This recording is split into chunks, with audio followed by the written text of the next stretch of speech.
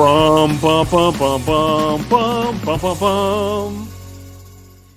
Yeah, I really feel like that was a missed opportunity right there, wasn't it? You know, I had a lot to do.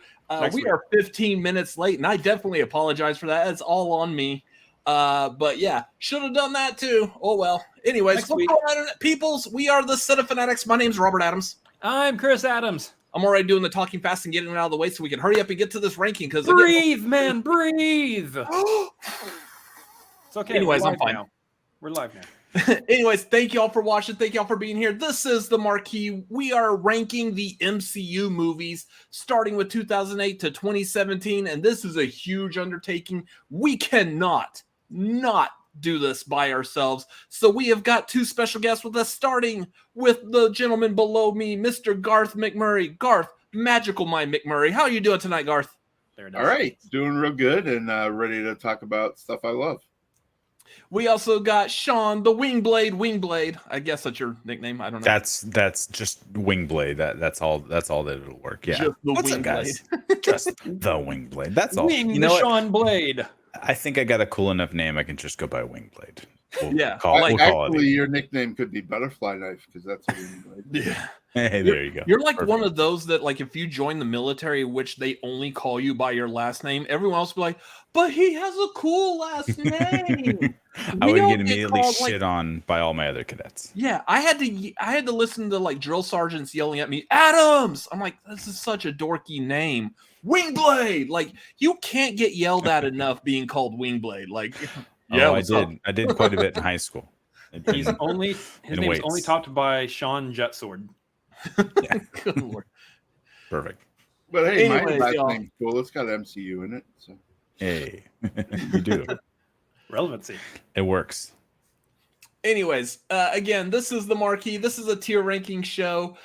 Real quick housekeeping for it. If you have any questions, comments, issues, if you want to make sure we see your opinion while we're ranking stuff, streamlabs.com/cinefanatics. I'm so used to the Patreon being above me, not the Streamlabs. Speaking of the Patreon, though, if you would like to support us and you have the means, please don't stretch yourself thin. We don't need to be you living paycheck to paycheck. But if you have the means, patreon.com/cinefanatics. Hop on there, help us out. I believe this coming Monday, we got the Patreon watch along, which is going to be Thor: The Dark World. So that's going to be at 7 Pacific, 10 Eastern. Feel free to give us money, and then you'll have the ability to come watch probably the worst Thor movie out of all of them. Spoilers for the tier ranking tonight. Jeez. Yeah, I mean, spoiler alert. That one's probably going to be the one of the ones that goes straight to F. I'm going to argue for S. Shut up. Yeah, you would. Mr. Batman is D tier. Stop bringing that up. If we put Thor: Dark World in S tier, we're going to get a lot of hits on Twitter. Oh, yeah, that'll do great. But that's not what this show is for, contrary to popular belief in our placement of The Incredibles last time. Give away my reasoning. Guys, here's what we're going to do is we're going to rank all these movies starting with S at the best and all the way down to F as the worst. This is going to take a lot of explaining, so let's bring in someone to kind of help explain this. We had him last time. I believe his name is Johnny. Johnny, are you back and available? Here's tonight's rules.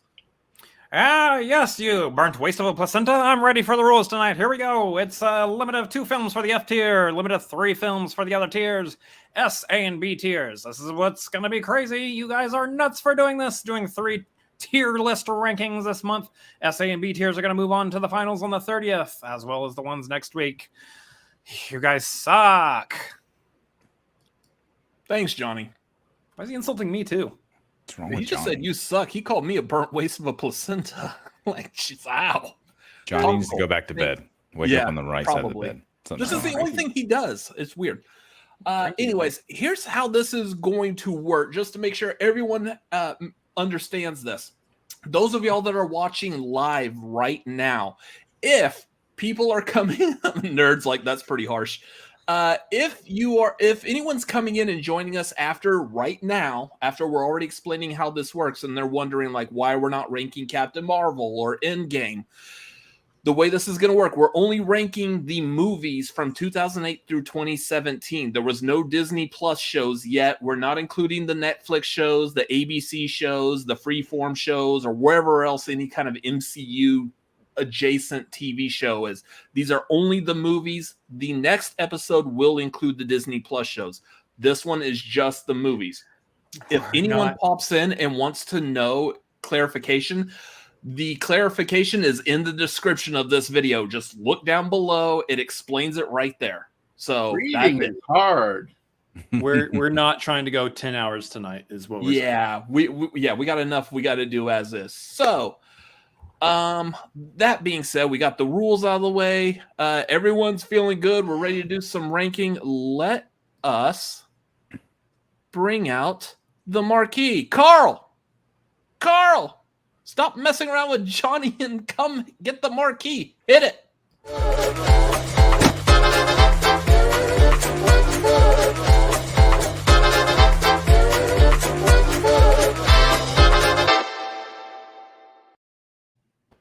Oh, that was much better this time. That was like the smoothest we ever gotten that. Thanks, Carl. Did a good job.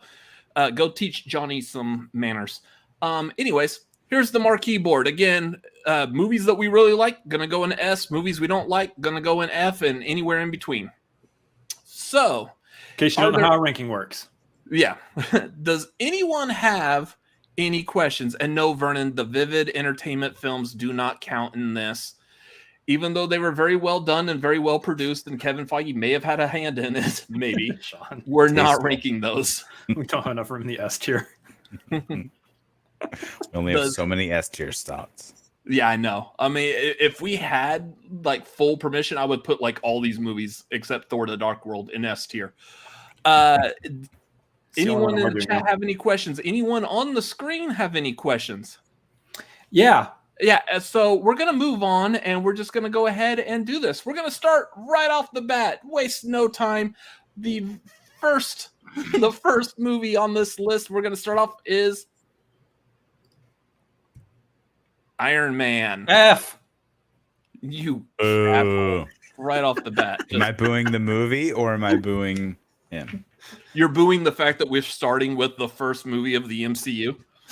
What? I'm sorry. What were the rules again? It was 3, 3, 3, 3, and then 2 in the last one, right? Let me just 2 in F, 3 and all the rest. Okay. Whatever is in S, A, and B are going to move on to the finals at the end of this month. Listen here, you sassy guest. It's 2 in the F tier, like I said, and 3 Johnny, in the rest. go to bed. Jeez. Johnny, I had to separate my list into tiers, so I knew what tier it was in. Yeah, I did that too. Johnny was screaming that too. God. Yeah. Who's going first? Anyways, we're going to start with Garth. Okay. So Iron Man started it all off, so you gotta love it for that alone. I'm gonna say A tier for this one.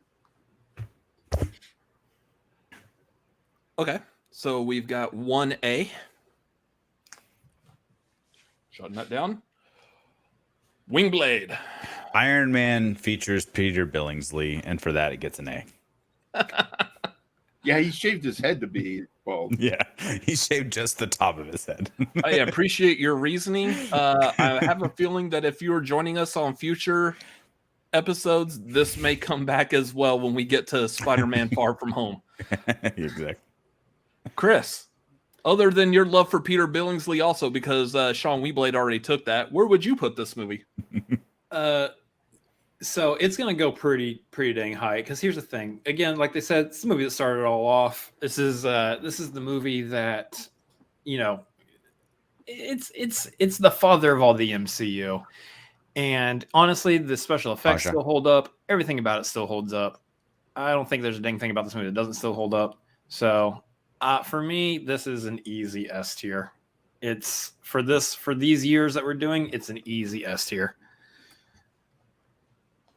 Okay, so we got one for S, which my board that I'm writing down here almost spells a bad word. So let me get my notes out here because I am a professional. Sounds like it. It sounds like you are ready to go. You have everything in front of you, everything that you need to go. I've been sitting here at this desk all day helping customers, and I am like still scrambling right now. And you're going to sit here all night ranking Marvel movies. I mean, I don't know how else to spend the night. Well, I mean, I probably have some other ideas, but anyways, it's beside the point. If the S tier was larger, I would agree with an S tier too. Yeah. Yeah, and that's Me a, too. It's just that we're capped at He had, 3, like, and it's 5 or not in 6. my top 3. Yeah. I want to. Oh, I know that. I think that's the only thing I really. Yeah, we know Garth already. No. That's okay. Oh. I'm trying to look real quick because me personally, given all the other movies we got to rank on here, I would actually probably throw this in A, even though I know my brother's saying S, and I get why he's saying S. I'm just trying to see real quick if there's anything else I would want to throw in S. I mean, literally, there's stuff in this movie that gets called back later on and Mhm. gets so well paid off by Endgame. Yeah, but there's stuff So in there's every only movie that gets called 3? back later. That's I know, That's I the was like, beauty, that's the as beauty of opposed to the Endgame, other. and we're not ranking those movies this week. So I'll say that I like Endgame way more than Infinity War because it's in a word, it's satisfaction. Like you get the end. You don't get let the bad guy win. You actually get all the stories wrapped up.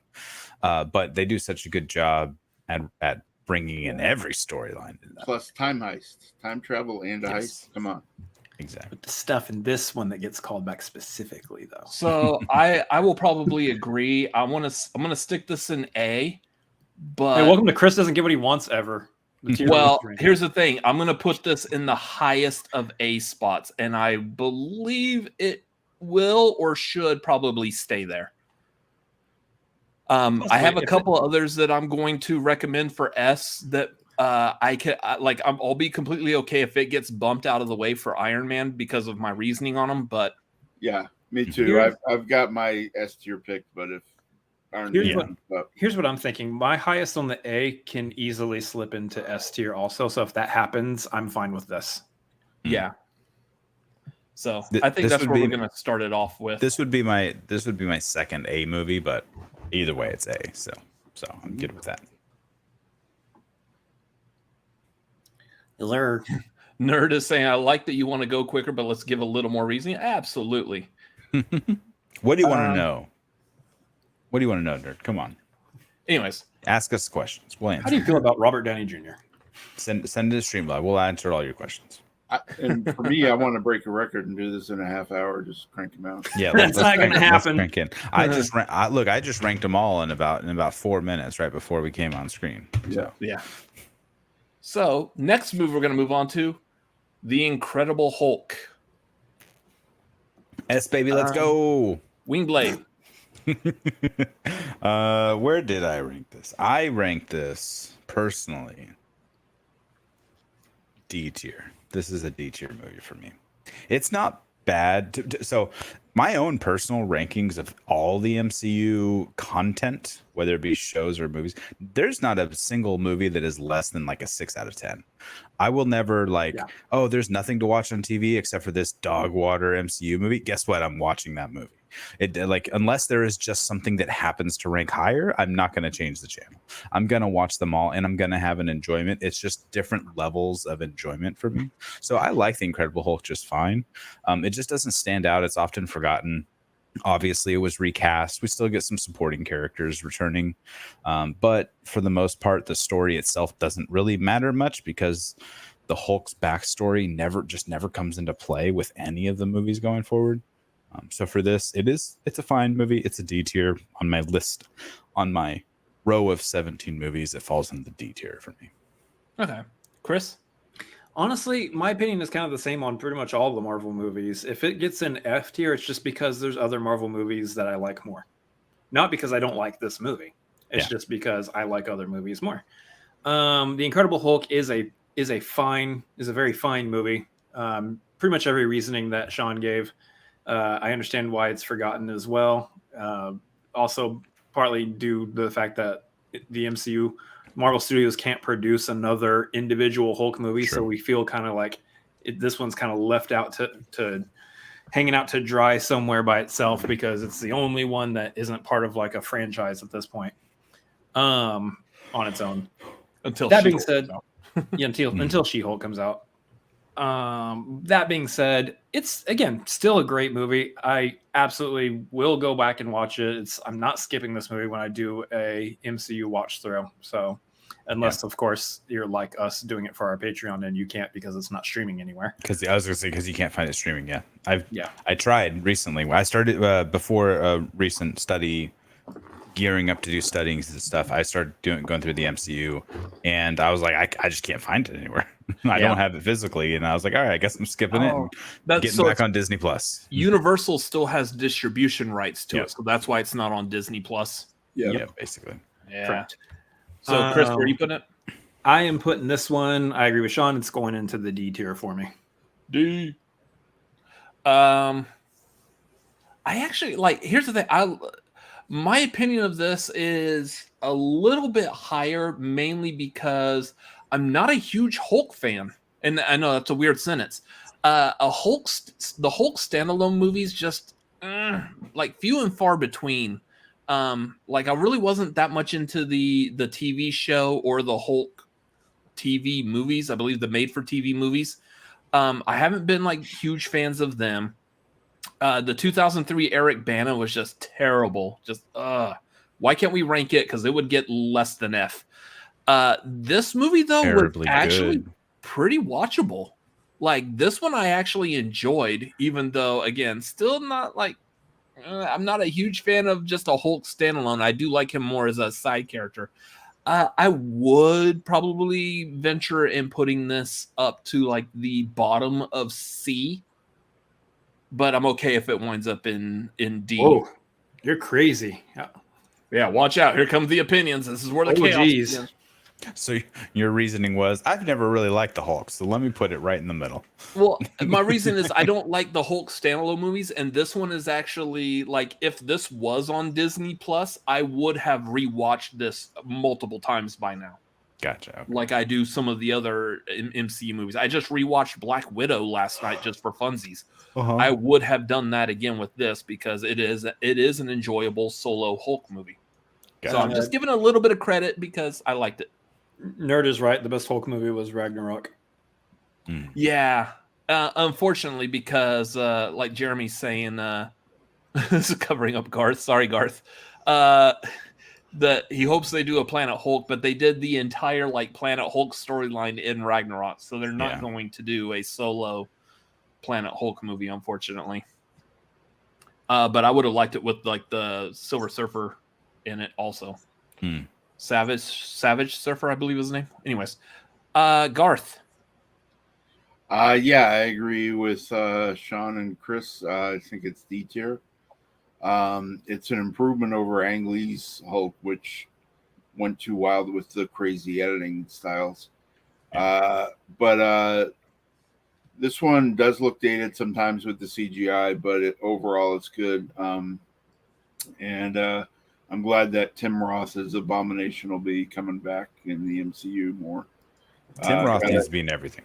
Yeah, we got a glimpse in Shang-Chi, but he'll be appearing in She-Hulk. So, yeah, yep. Tim Roth has a great reputation of being the best thing in a not great movie. One of the best thing in this movie, one of the best thing in 2001's Planet of the Apes. He's out there elevating things that he's in. I like Tim Roth. So I need to watch that. I still haven't watched the Tim Burton Planet of the Apes. I'm not a Planet of the Apes person. You don't have to. You don't really need to, but watch some of the fight scenes on like YouTube. You can probably see it on clip. The makeup and visual effects were fantastic, and Tim Roth and Michael Clark Duncan just fantastic as under the makeup, still conveying a lot in their ape uniforms. I think saying anybody in that movie is the best part of that movie is understating the very low bar that movie. And even with all the makeup, Paul Giamatti looks like Paul Giamatti. He does. Great. Hey, that ape looks like Paul Giamatti. Anyways, next movie moving on to is Iron Man 2. Chris, I'm going to start with you, sir. Throw that mug into F tier. Yeah. Here's the thing. Upon almost every movie in the MCU gets better for me on rewatches, including this. There's a lot in Iron Man 2 that actually does work. But I think that they were trying to do too much with Iron Man 2. And I think that they weren't at a point yet where they knew how to balance too much. Because they do too much in their movies now, and it works. Yeah. But they were doing too much in this one, and it wasn't working yet. I think they were trying to adapt like the Demon in the Bottle storyline somewhat, and they were trying to do more talk about the Avengers. We want to make sure people know the Avengers is coming. War Machine was a great addition. I think severely underused. Yeah, you had Black Widow in there, which was great. Introduced her. I think my main issue, my biggest problem, and it's the same problem that a lot of people have said, or with a lot of the earlier MCU movies, it's the villain. Ivan Vanko, not a bad villain, if they gave him more to do. Yeah, and by more to do, I mean made the final fight longer than a minute and a half. Because that thing was like over the second it started, and that's what really left this movie feeling underwhelming for me. I think that actually, if that fight was longer, if there was more stakes to it, it would have elevated this movie a lot more than it is right now. So even if they would have just brought him in during the initial part of the fight where they're just fighting the drones, and like had him mixing in with the drones to fight them, it would have made it feel longer and a little more stakes to it before he was defeated in under a minute. Or just like commit to one of the two dual identities that made up that character, whether it's Crimson Dynamo or Whiplash or whatever. Right. But for me, it's F tier though. That they were just trying to do so much stuff with it that didn't work as much. That being said, again, I do like it better on rewatches because I appreciate the stuff that does work a little bit better. Yeah, so I'm going to agree with a lot of that. The main concern I also had about Ivan Vanko is he's like a combination of two characters, isn't he? He's like Crimson Dynamo and Whiplash, I believe. Yeah, that's what I just said. Yeah. So yeah, like I'm not a huge fan of like what they did. I don't know what else to add. Chris like pretty much covered it all. Yeah, it's a good movie. I have rewatched it. I will rewatch it still, but yeah, it's probably F tier since we have to put something in F. This would be one of the ones I would stick in F also. Garth. Yep, F tier. Although the notes on this are that it does introduce War Machine, it does introduce Black Widow, and they retroactively had it introduce Peter Parker. Which I'm not a fan of that. No. Yeah, I didn't like that. I didn't really like that either. That random boy with the Iron Man mask, yeah, that's Peter Parker. Could have been any kid. Yep. The other. Oh, sorry, Garth. Go ahead. No, I was going to say, but and just the way that Vanko is and stuff, my boy, and stuff like that. No, wasn't a fan. Although Sam Rockwell, was a high point. I was going to say the other thing is him as Justin Hammer. Yes, perfect. Love that character. Ex-wife. The ex-wife. Yeah. So you're putting an F also, Garth? Yep. All right, Sean. So it's a D for me, only because there's just two movies worse than this one. But once again, like we've said this before, like we're still gonna watch all these movies, so it's just a ranking of these ones. But Sam Rockwell is the best thing about this movie, and it's a shame that it's a travesty that we haven't gotten more of him in the MCU. I really hope. I don't think they've confirmed anything yet, but I really hope they bring him back for Armor Wars. They could easily make him an overarching like man behind the curtain with a ton of villains, like feeding, essentially just feeding them money, basically. Also, brief cameo from the man who would buy Twitter. Just kidding. He's not going to buy Twitter. Elon Musk was in the movie as well. That's true. There's not much else to say that you guys haven't said already. Okay. I had to Google Crimson Dynamo because I had no idea who that was. That's why you guys were talking. Basically, the Russian Iron Man. That's what it looked like. So I'm going to put this at the high F. That's a good spot for me. Sure. Yep. I have it just behind Hulk. I was curious, like I know one of the movies that you could have an F tier. I was just kind of curious, what the other F tier movie you have? I know, I am too. I looked back at the list and I was like, no, actually, I think I can see there's another one on this list that a lot of people would put in the F tier too. I think I have one in my F tier that none of you guys are gonna like. Oh, Interesting. never mind Well, then. we're Yeah, about to- I was worried when he said, "Oh, this is D tier for me." I was like, "Oh no." Yeah. Well, that'll be interesting. Let's move on though to Thor. The first Thor, the one before he gained any kind of like real sense of humor, and the sense of humor was based completely on the fish out of water gag. I guess we're starting with me, right? Yep, that makes sense.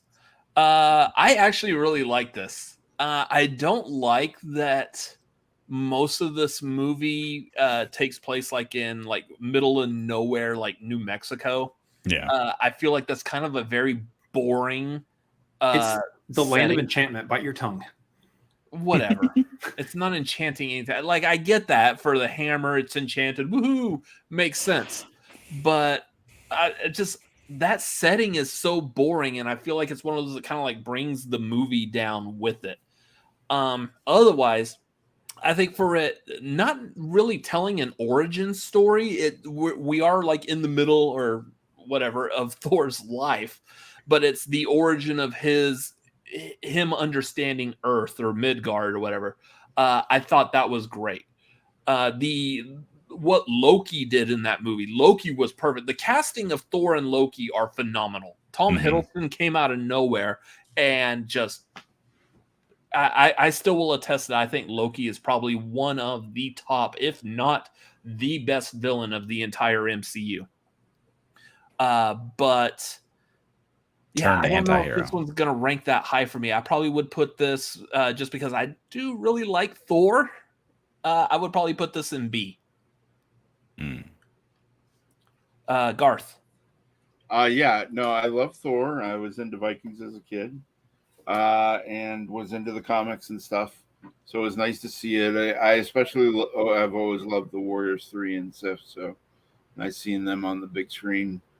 And yeah, Tom Hiddleston as Loki is one of the best parts of the MCU. If you've never seen it, look up his audition tapes where he auditioned to play Thor originally. Yeah. So imagine an MCU where he was Thor. And Don't want to. I don't think you could have filled out the suit.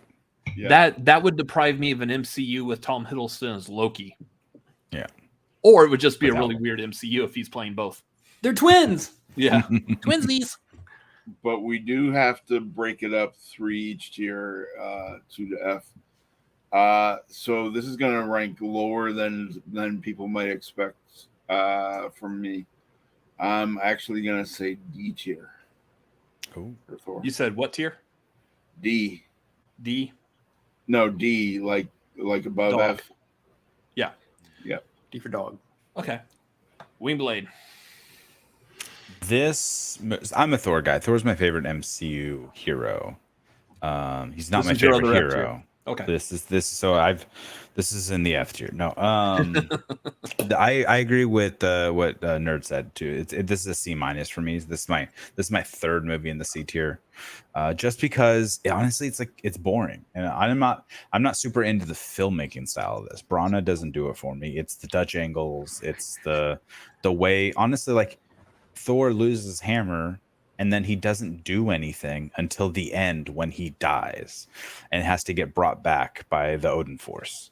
And so, with essentially proving himself. So it's definitely like the hero's journey. Like, he loses power. So he has to, realize why he was Thor in the first place type of thing. I dig all that. They introduced a lot of good people. Darcy is annoying in this movie. I like Jane Foster. She's quirky and fun, and I saw some hate on her about the roast. There's some unrivaled hate about the new Thor movie too. Randomly, like people are just nitpicking it, and they're like, "Oh, she was quirky." Like she was quirky in all the movies. I think just what I remembered from her. But yeah, this is a C movie for me, and it gets so much better. So that's the good thing. Granted, we have to just continue to go down. Yeah, it has to go down a little further. But then we skyrocket up, in my opinion. So yeah, this is a C- tier for me. Chris. This one, This one I think received way too much hate when it first came out. I think a lot of people were too used to comic book movies at the time being kind of a we're gonna pass on seeing that. You got the Daredevils and the Ghost Riders and which I didn't mind Daredevil, but Ghost Riders and all these other movies out there that are kind of like and so people were just I think set already on MCU's got to slip up some point. Iron Man 2 is fine. Maybe Thor's not that great. For me, I like Thor. I think Thor is perfectly fine. I think it's doing what it needs to do. I think the thing that works against Thor is that you're not spending more time in a magical, fantastical reality. And I think that's what some of you guys were saying here already, which is, yeah, we're spending time in New Mexico. It's a dry desert. It's bland compared to how Asgard looks. And we kind of want to spend time in the Asgard, in the realm of Asgard, not in the middle of the desert. But at the same time, I do like the fish out of water nature of it. I do like the arc that Thor goes through here, where he has to learn to no longer be arrogant so that he can learn how to be a leader, a king. And I think that was a great spin on an origin story, because obviously, like we've said, he was already Thor. So there wasn't like an origin to him becoming Thor. It was just an origin of him becoming the king, essentially. The ruler of Asgard, a good leader, which I thought was great. All that stuff, and then like introducing Loki. Everything with Loki is great. I love the other characters. Darcy I didn't find annoying. I love Kat Dennings. She's great. And yeah, for me, I put this one in the B tier. Probably the top of B. Wow. For me. Okay. So we've got 2 Bs, a C minus, and a D. I would say that would probably put it in C. Top of C, yeah. For right now. We'll see as we add more to it. Nerd, what? If you round a C minus down to D and then just do 2 Bs and 2 Ds, then yeah, you'd put it in C. Yeah.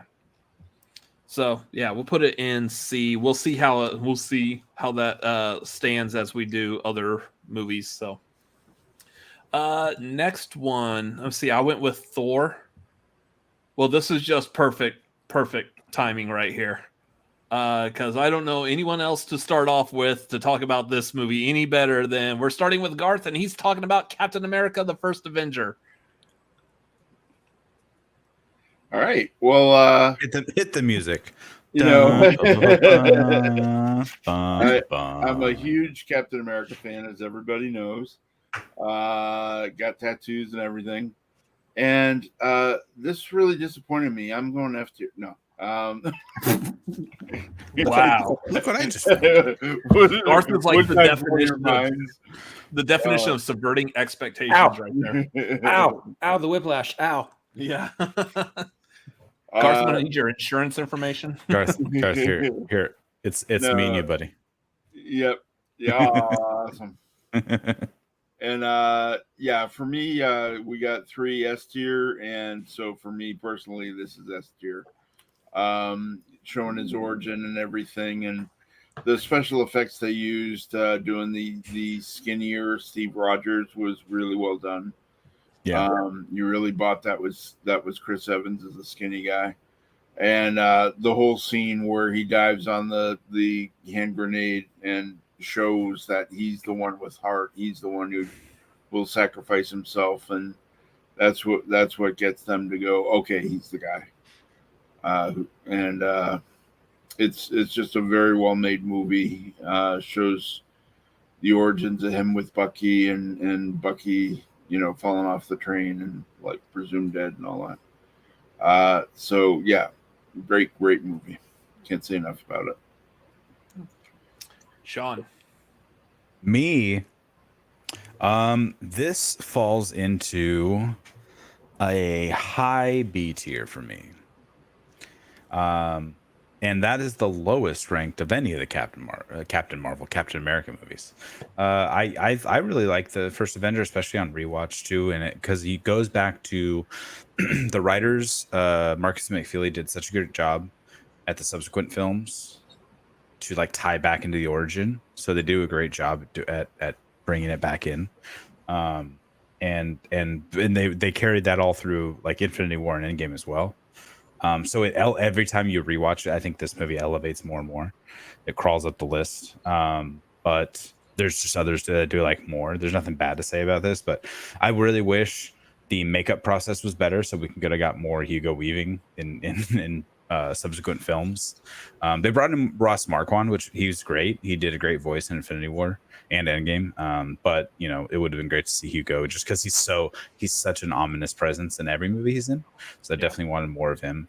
And I knew vaguely, just ever so vaguely, about the Winter Soldier as a character. So when Bucky dies, you know, you're like, oh, we're gonna see him again.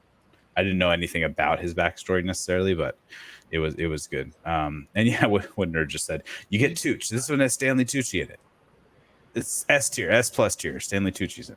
No, this is Tucci. This is a high B for me. Okay, Chris. Oh, there's so much to like about this. I want to squeeze it in really quickly here. I love the organization of the movie and how it bookends in modern day time of them finding Captain America in the ice. I love how they went with that and how they organized that, because that's such a obviously the key part to his story is his being frozen in time. When Chris Evans got casted for this, I was like, what? And then when we saw the movie, I was like, yeah. This is like one of those things where it's like you question the casting, and this is where I think this is the movie. This and Thor is where I started learning to not question Marvel anymore when it comes to who they're casting for these movies. What? Johnny Storm? Yeah, because you're like he was Human Torch and now he's playing Captain America. That's so weird. I love what they did with Bucky, how they changed it up. He's not a weird little kid hanging out with Captain America. Yeah. He's just his best friend. I think that's a great change. Tommy Lee Jones is hilarious in this movie. I love him.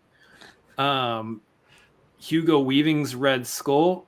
This is underrated casting. I don't think it's talked about enough. Hugo Weaving was like the perfect person to cast as Red Skull, I think. I don't know if there was anyone that you could go better. Even to the point where, yeah, Ross Marquand comes back and he's essentially doing a Hugo Weaving as Red Skull impression, which you have to do at this point. But it's to say that Hugo Weaving did such a great job, you have to do that. And then, of course, Haley Atwell. Yep, Haley Atwell.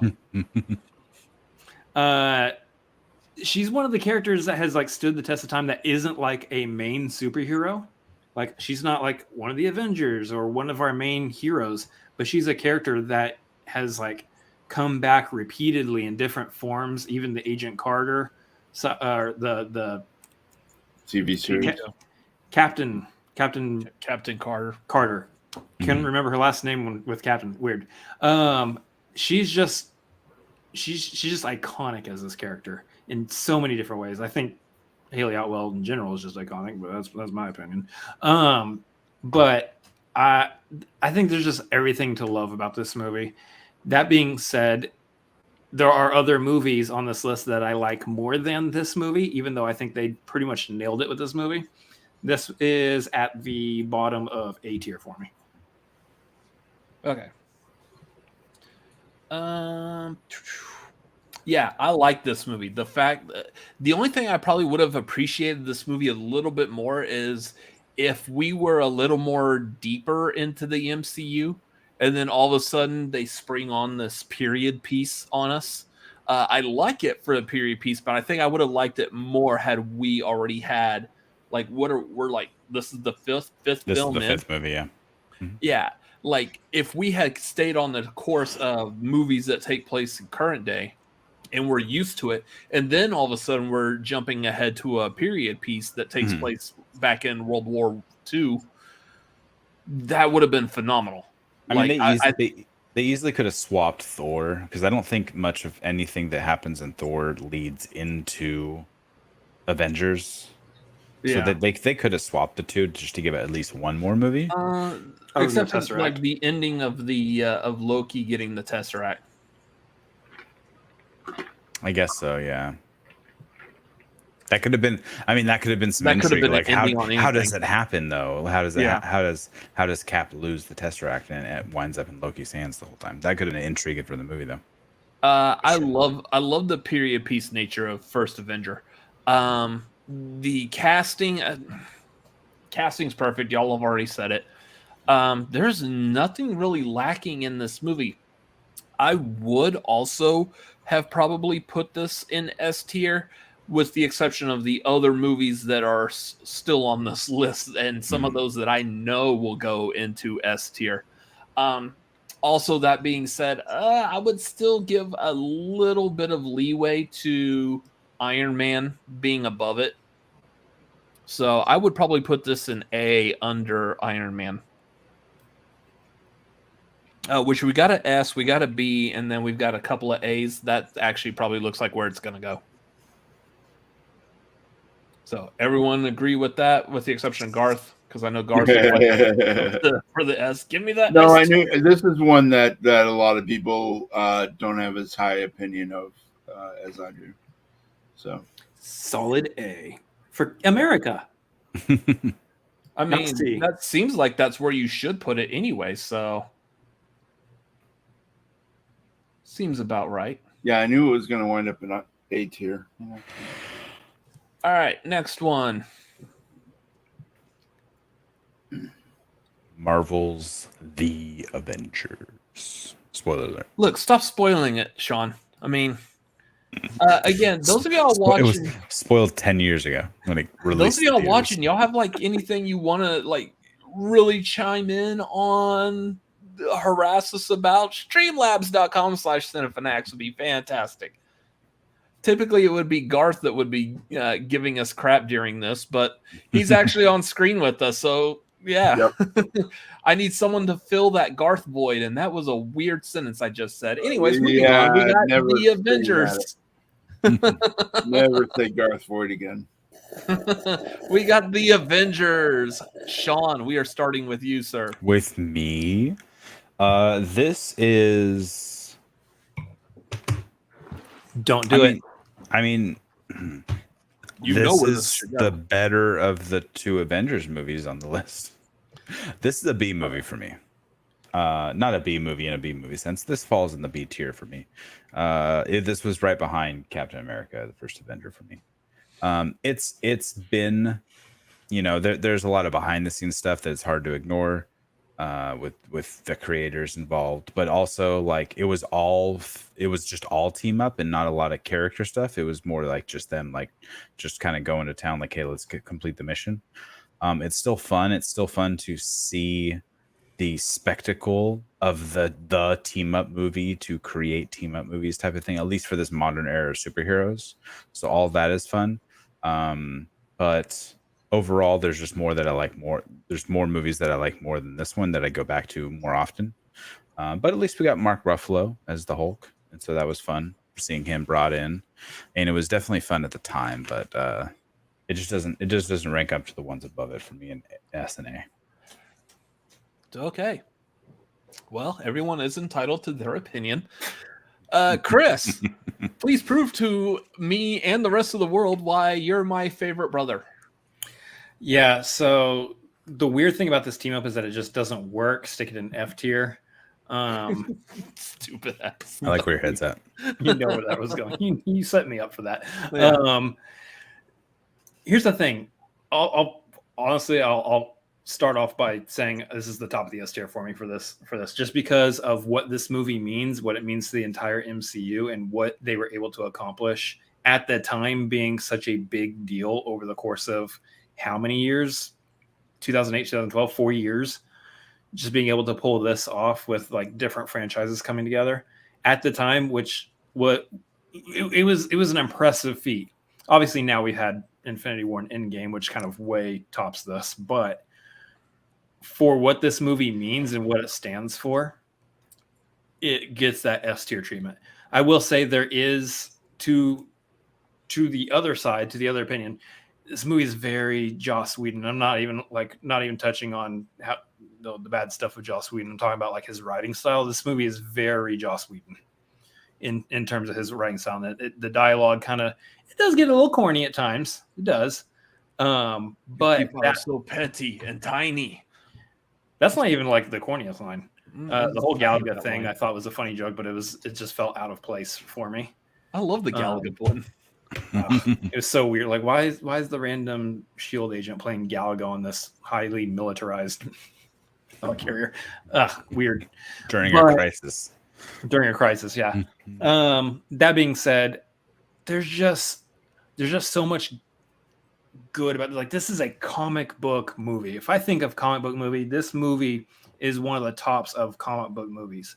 The interactions between characters, the dynamics between them. Obviously, we had to do the teams together. They got to fight each other a little bit first. They got to work things out before they can work together. I don't think that storyline was overplayed yet at this time. So I think it works for this movie. But there's just so much here that I think really works. Maybe it does like wear thin a little bit over time, but for me, just everything this movie represents and how all the characters were able to work together. Also with different tones, coming from different tones with like Thor is like Shakespearean, Iron Man's like a modern action. You got the period piece with Captain America. Just the fact that they were able to work all of it together and it just worked, I thought was amazing. It also introduced Loki as an even greater villain than he was in Thor. So for me, this is everything it represents is S tier. Yeah. So I am going to agree. This movie pulled off something that plenty of other movies have tried before, and not like the only other movie I could think of that has successfully pulled off something similar to this was X2. When you have a bunch of characters that are very well known, fans like all the characters, and we put them all together in one giant movie. And I know like X2 is a sequel to X-Men. They did it in the first one also. I feel like they did it better in X2, trying to maintain all the characters and give them all something to do in the movie. That's what I feel like Avengers does as well. Yeah, we got like a lot of the character development from most of these characters in the previous movie, but this one then expands upon that, showing like how these characters actually interact with one another. I love how they bring them all together, how it goes. I'm really surprised Joss Whedon was able to do this and pull it off. Although he does come from having like worked with big groups of people like Buffy the Vampire Slayer or the Firefly, where you have a whole bunch of people. Like Firefly is a very beloved series that doesn't actually come from like I think like any other known IP. So those were all people that were just thrown together and all introduced in their own show. I liked what this one pulled off. This one achieved what I believe was the unachievable, and it did it with flying colors. This is S tier for me. So probably the highest of S tiers of pretty much everything we're ranking tonight. Garth. Yeah. I was a fan of the TV series, and so I like this adaptation. Ralph Fiennes and Uma Thurman are pretty good, and Sean Connery. I like Sean Connery. So Sean Connery was the villain. I quit. He was fantastic. He wore a kilt for most of the movie. It was great. Good night, everybody. Me and Garth, we're right here. I quit this channel. Just someone else take over Cinefanatics. Me and my brother no longer need to be hosting this. You see, I think he was trying to take over a weather machine, if I remember correctly. Yes. Right? He was trying to control the weather. Garth and F tier. That one goes in F tier. But yeah, I mean, you guys are right. This is one of the best, and nice cap to phase one. Little did we know all that was coming afterwards at the time. This was almost like a big finish in and of itself. Like, here they all are teamed up, and we didn't know how many more would come down the pike. But yeah, so many brilliant scenes in this movie. My personal favorite is Puny God with Hulk smashing Loki and like a rag doll. And yeah, again, Hiddleston as Loki is the bad guy is really brilliant, and it's a very well made movie. Isn't that what they did in the comics too? Huh? That's what they did in like the first Avengers comic too, wasn't it? Loki was the bad guy, and he was trying to turn the Hulk on everyone else. So yeah, there was no Cap. The they originally formed it was Iron Man, Wasp, Ant-Man, and Hulk. Basically what it is Loki made Hulk rampage, so they had to team up. Like Rick Jones calls for help, like Hulk's out of control, help. Yeah. So they team up to fight the Hulk, and then they realize Loki's the real enemy. Cap doesn't appear until Avengers number 4. But yeah, so really great, well done movie, and I'll say yes tier for this one. All right, so 3 S's and a B. Also, to Lego's point in the chat, yes, Loki is one of the best villains of the MCU. He's amazing. Tom Hiddleston is fantastic. We love Loki. We love Tom Hiddleston as Loki. I love the Loki TV show. We'll talk about that next week. Loki. We love Loki here. I low-key appreciate that rant. If it helps, the Loki Hot Toys was actually the first Hot Toys I bought. So I love Loki. Yeah. Do you love Loki, or are you just saying that because Loki's in the room? I love Loki. Okay. So we got 3 S's and a B. Thanks, Sean. Sure. Yeah, you guys know that there are better movies. Yeah,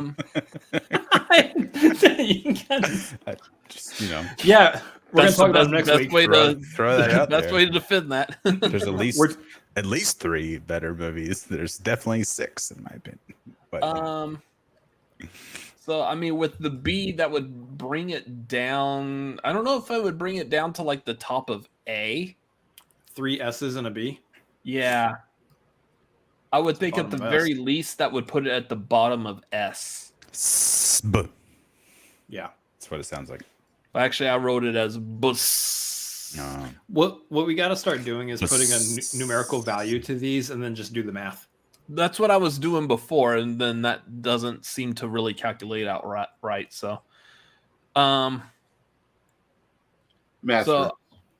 yeah, I would say probably bottom of S. We can always move things down later on, right? It's not set in stone. Yeah. But when we're done with all this, we'll have one final go at moving things around if we want. I'm gonna say for right now, probably bottom of S. Just because it's really strong with 3 S's and only 1 B. I don't think that's enough to really pull it down into A. Sure. Here's the thing. Math checks out. I have Avengers at the top of my S tier, but if what's next in S tier is the top of S tier, I'm not going to be angry. Okay. Next movie. So we start with Sean. Chris, tell us your thoughts and feelings on Iron Man 3. Oh, I'm glad I get to start on this one. This is fun. Iron Man 3, if you asked me when this movie came out in 2013, if you asked me back then, where does this rank on this list? I would throw that shit in F tier. Is it a Christmas movie? I don't care. I don't care if it's a Christmas movie or not. What's your feelings on Lethal Weapon? If you asked me back when I first saw this movie in 2013, how do you feel about this? I'd be like, this was disappointing as hell. That's because I wanted to see Iron Man's arch nemesis, yada yada yada. It's the whole Mandarin twist that did not sit right with me at the time of seeing it. However, I will say, over multiple rewatches now, I love this movie. I think this is actually one of the best character pieces for Tony Stark. I think this movie is actually really great. I think there's a lot to love here, and I think it does change the formula of these movies enough to stand out and be very unique on its own while also maintaining that third spot in the Iron Man franchise. I love this is where we got to see also the first tie-in from the big movie team up. What happens to these characters when they're not teamed up? Well, we have Iron Man by himself suffering from PTSD because Homeboy went to space with a nuclear bomb and took out a giant alien spacecraft. He was dealing with a lot of stuff mentally. Boo-hoo. I think all the armor coming at the end was such a fancy way of wrapping up the Iron Man trilogy storyline by like, dude makes so much different armor, and we got to see it all like come in one go. Like there was just such great spectacle to it, and I tend to like all this. And now, obviously, you know, with Shang-Chi coming out too, is we've gotten a lot more character development on Trevor Slattery. Also with the one shot where he was in the prison, the All Hail the King stuff, kind of making up for the fact that we didn't get the true Mandarin in this movie. I tend to like Ben Kingsley's Trevor Slattery a lot more now. The character is a lot funnier to me now that I've accepted the direction that they wanted to go with the story. I still am sad we didn't get Iron Man versus Mandarin, but I'm not completely destroyed by it. For me, this is a really good. This movie is really good. It has bumped up significantly since I first saw it. It's because there's still other movies on this list that I do actually tend to like more. I have it. Let's see, S-A-B. It's in the C tier for me, which you think is weird based on how much I just went off on how good it is. But again, there's just other movies I like that are better in the MCU. So, and that's also me bumping it up today too, because I realized everything I'm saying right now, I still had it way too low for how I'm defending it. So I'm putting it in C tier. I mean, I will give you my opinions real quick after I say we got a Streamlabs from Commentating Nerd saying, love talking MCU like this, even though I'm the only one who likes Iron Man 2 in the world. That's not true, Nerd. We like Iron Man 2 also, just not as much as any other movie ever made. Well, no, Iron Man 2 was good, but yeah, when comparing to everything else in the MCU, it's kind of hard. Something has to go in F. I agree with everything my brother just said. This is Iron Man 3 is one that like grew on me. At first, I was also one of those like, why can't you just give us the Mandarin? The Mandarin should have been like the main villain in the very first movie right out the gate. I mean, that is the Lex Luthor, the Superman, the Magneto, the X-Men, whichever like major villain of Spider-Man to Spider-Man that you want to call it, whether Green Goblin or Doc Ock or whoever, Venom, whatever, depending on what decade you're in, I guess. There's so many there's so many ways that they could have done the Mandarin, and this was not one of the ways I was expecting. So even the way we actually ended up getting the Mandarin, I'm still not 100% happy with.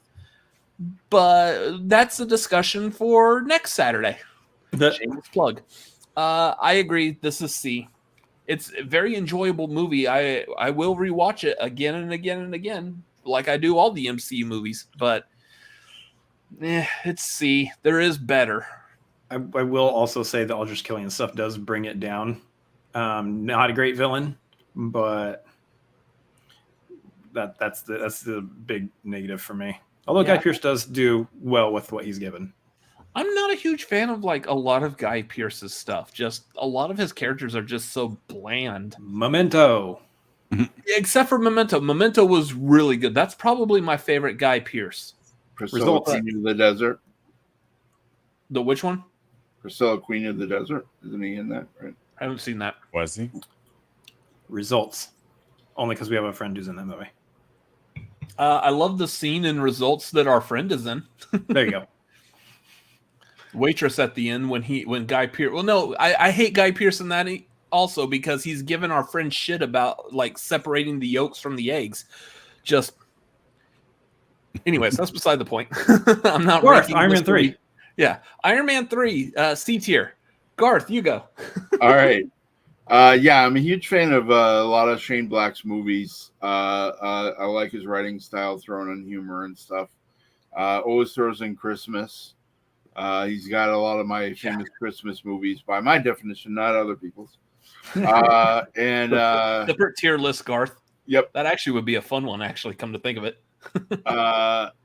But the part for me that I didn't like about this was he spends almost too much time out of the armor. It sort of makes it's more of I've always said this is more of a Shane Black movie than an MCU movie. That's true. It fits in his world better than the MCU world. Yeah. And the whole changing of the Mandarin, as a comics fan, I was like, what? He's not the dude with 10 rings? What are you doing? And so I didn't like that change up. But overall, it's a fun movie, and the kid is good. But I agree, it's C tier for me as well.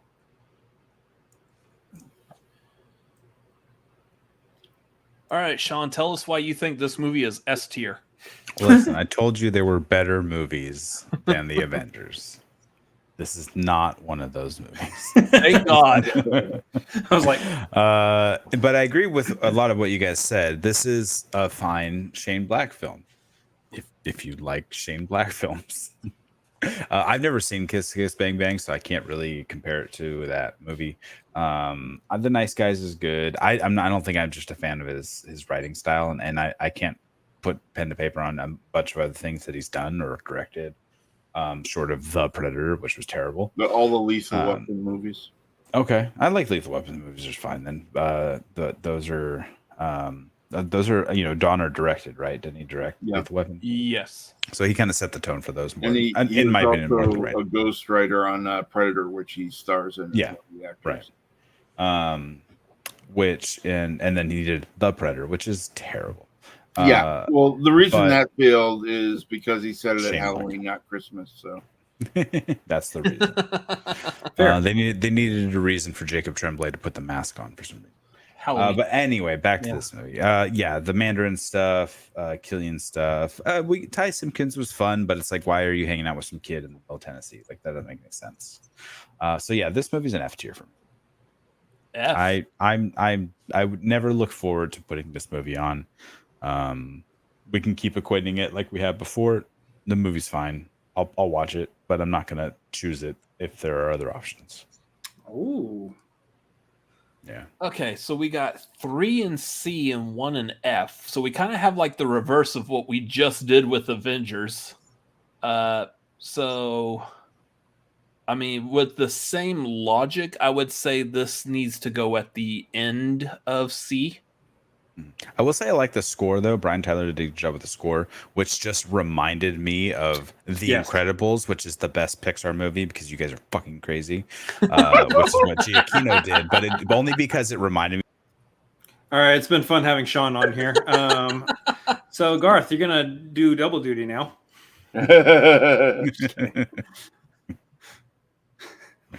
Haters, the lot of you. Sean, did you actually watch our Pixar ranking? I did. I listened to it. I was working, but I had it on. Don't put him on the spot like that. Did you watch? You don't have to answer that, Sean. He's watching this one. I don't watch anything. I don't have time. There's so many fucking shows on YouTube. I completely understand that. Yes, but when I can, I listen to about everything. Yeah. Look, just be glad he's watching this one tonight. Yeah.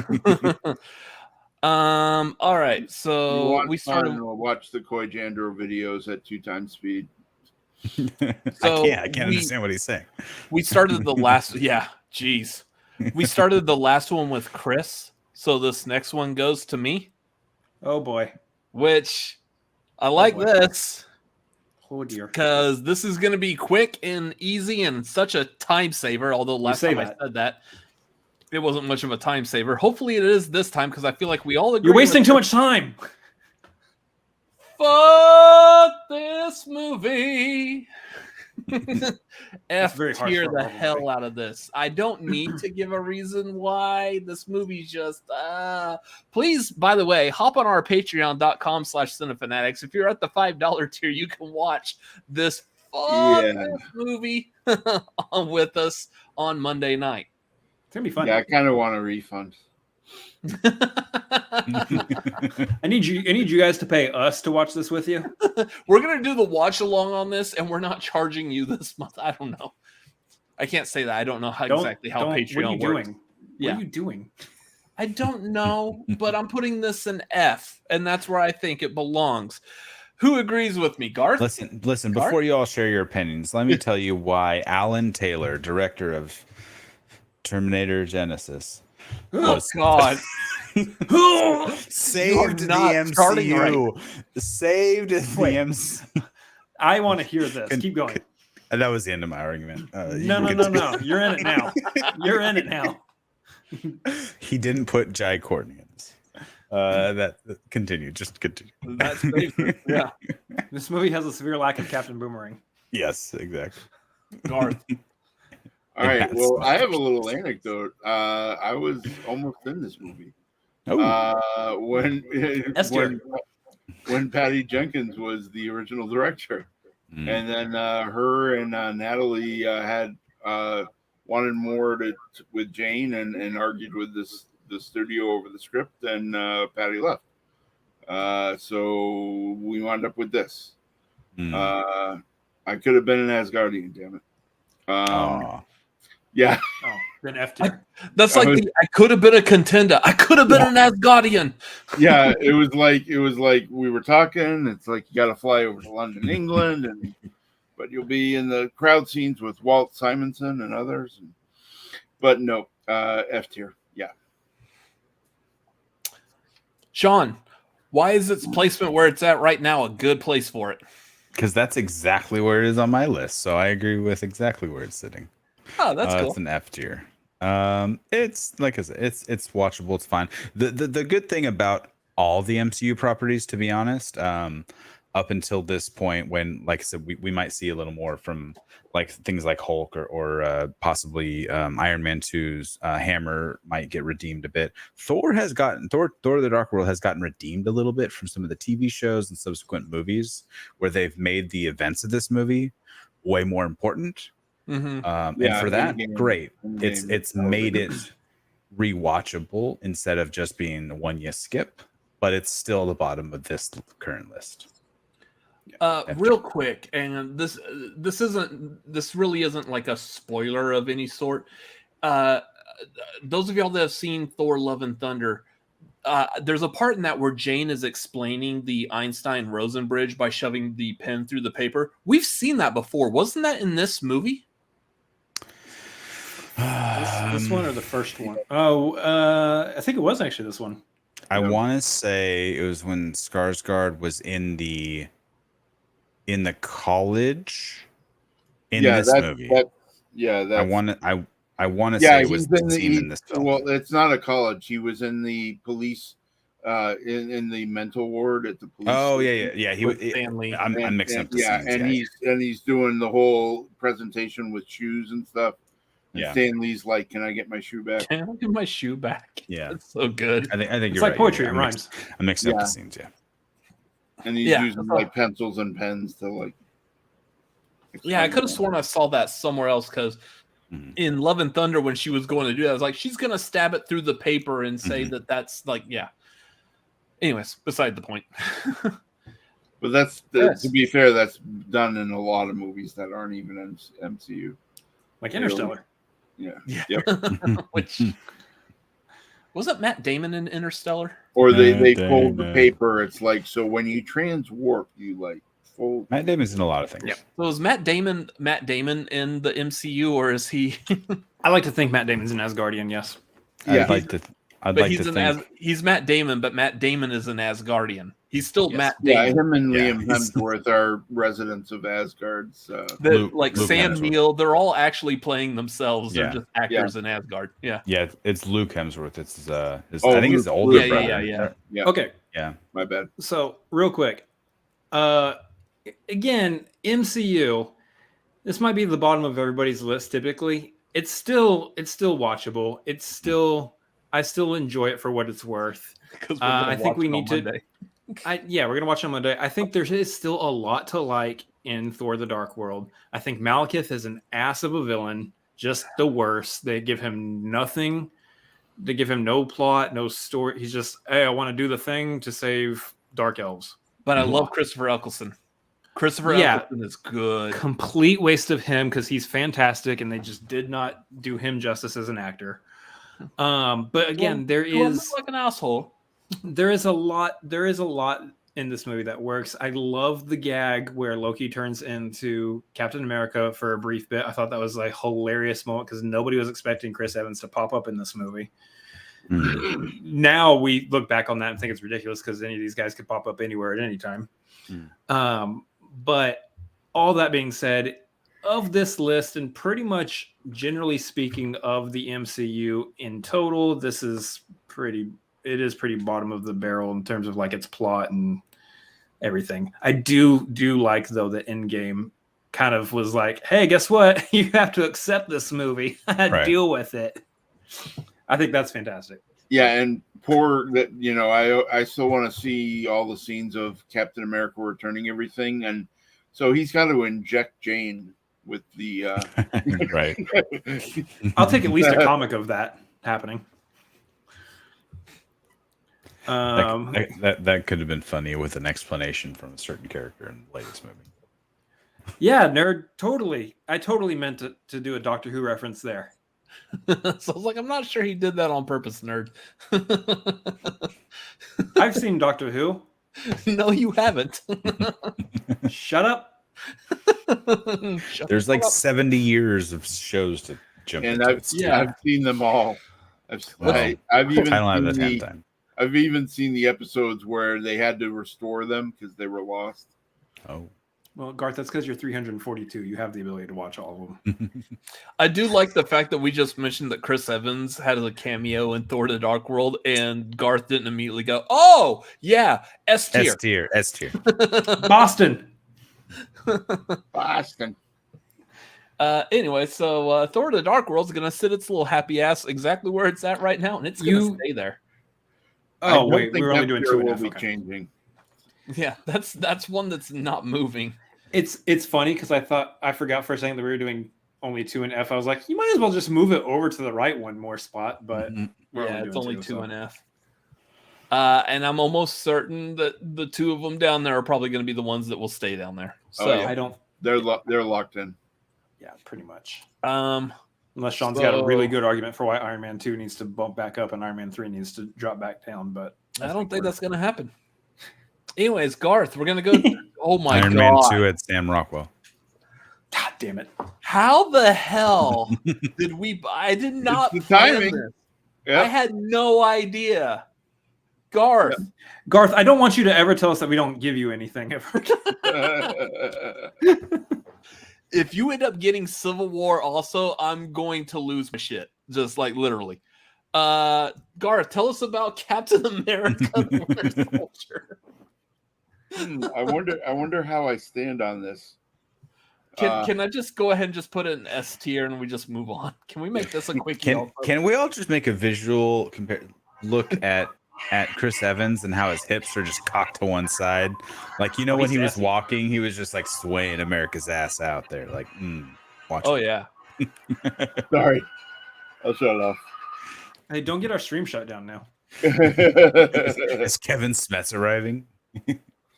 Yeah. Yeah, I love that. Breaks in the studio. Yeah. But yeah, no, this is my favorite MCU. If we did the entire MCU, this is my number 1. So this is definitely S tier for me. I'm a fan of how they did the story with this, with bringing Robert Redford in, and it's very influenced by what is it? Days of the Condor? Is it 7 days? 7 days of the Condor? Anyways, I think it's 7 Days of the Condor. But that old Robert Redford movie where it's a conspiracy and with among spies and stuff like that.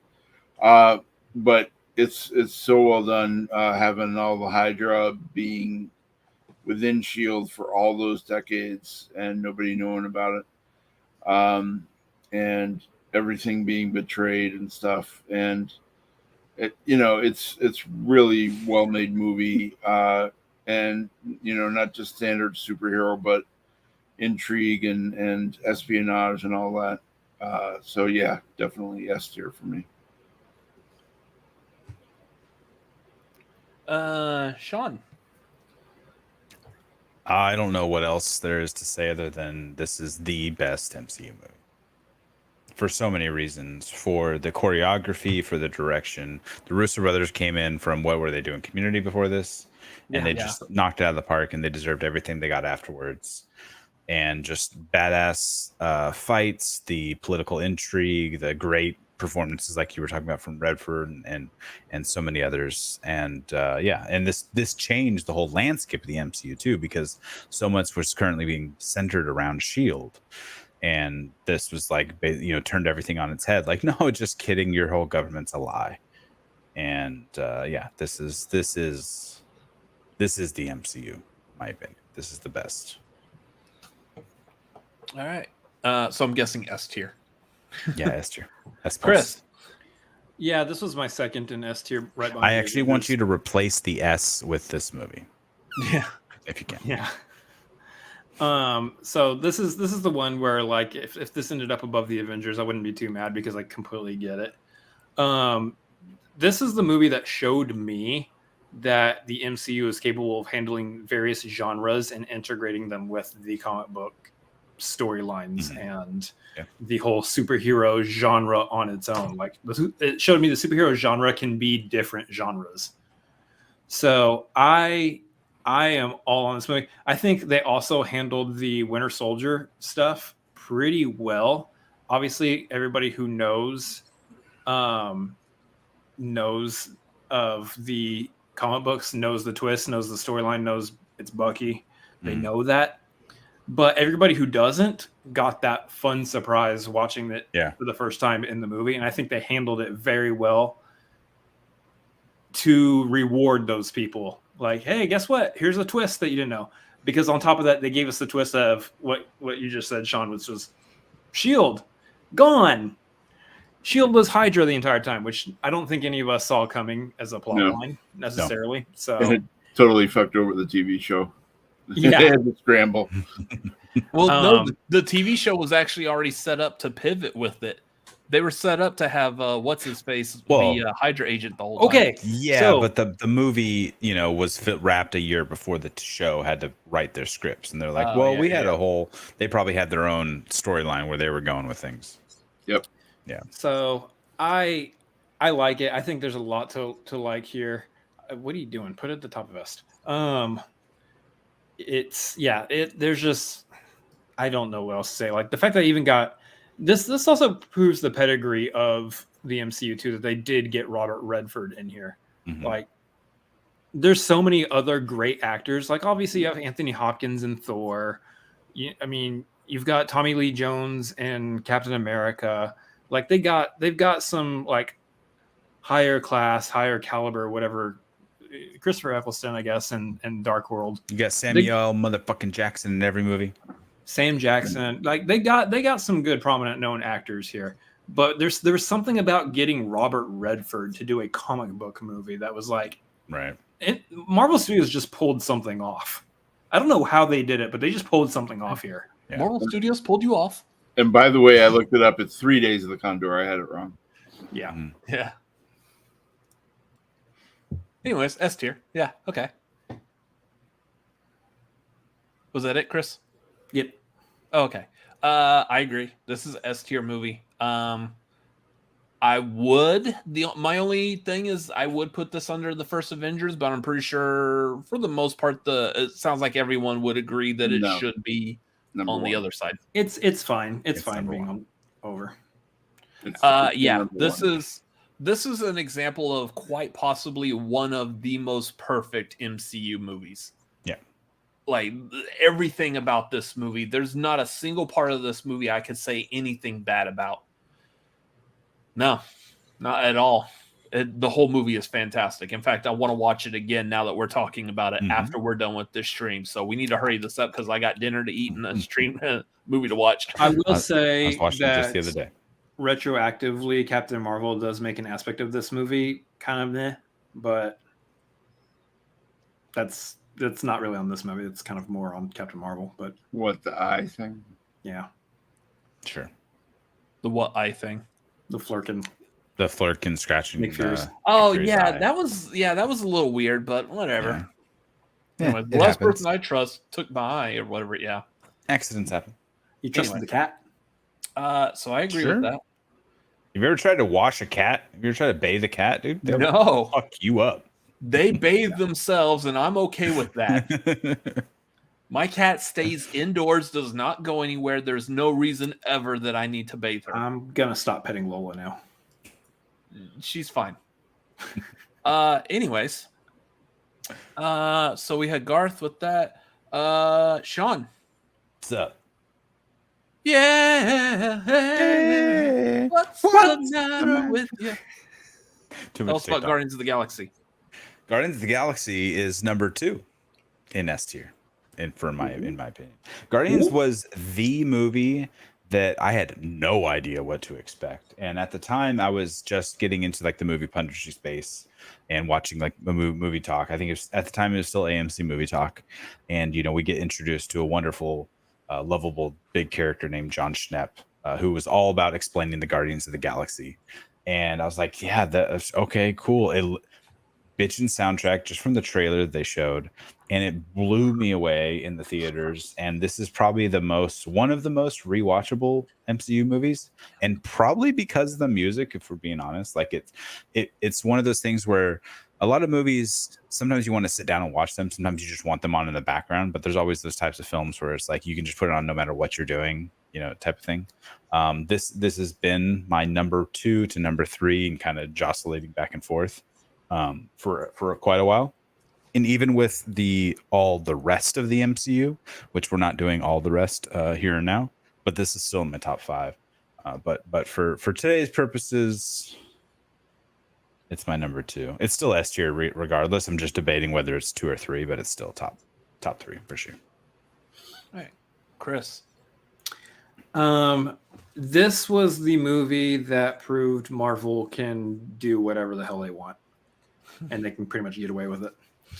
At this point in the MCU's career, they said like, "Hey, we've done a lot of ground level stuff. We've played with like space, we've played with aliens and whatnot. Thor's technically kind of an alien, so to speak, and so we've done a lot of the fun experimentation with Asgard and all that.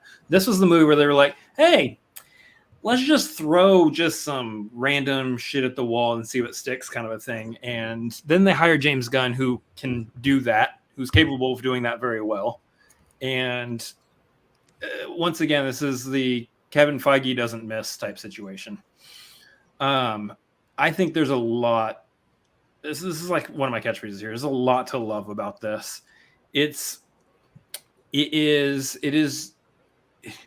proves that you can do the team dynamic of superheroes that aren't largely known to the general populace, and the general populace will fall in love with them.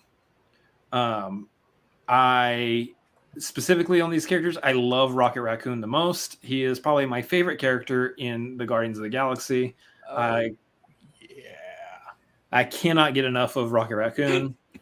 The only reason that I'm sad, or I understand why I feel sad that we don't see more of him, is because he's completely CGI, and Costs a lot of money to put him on the screen.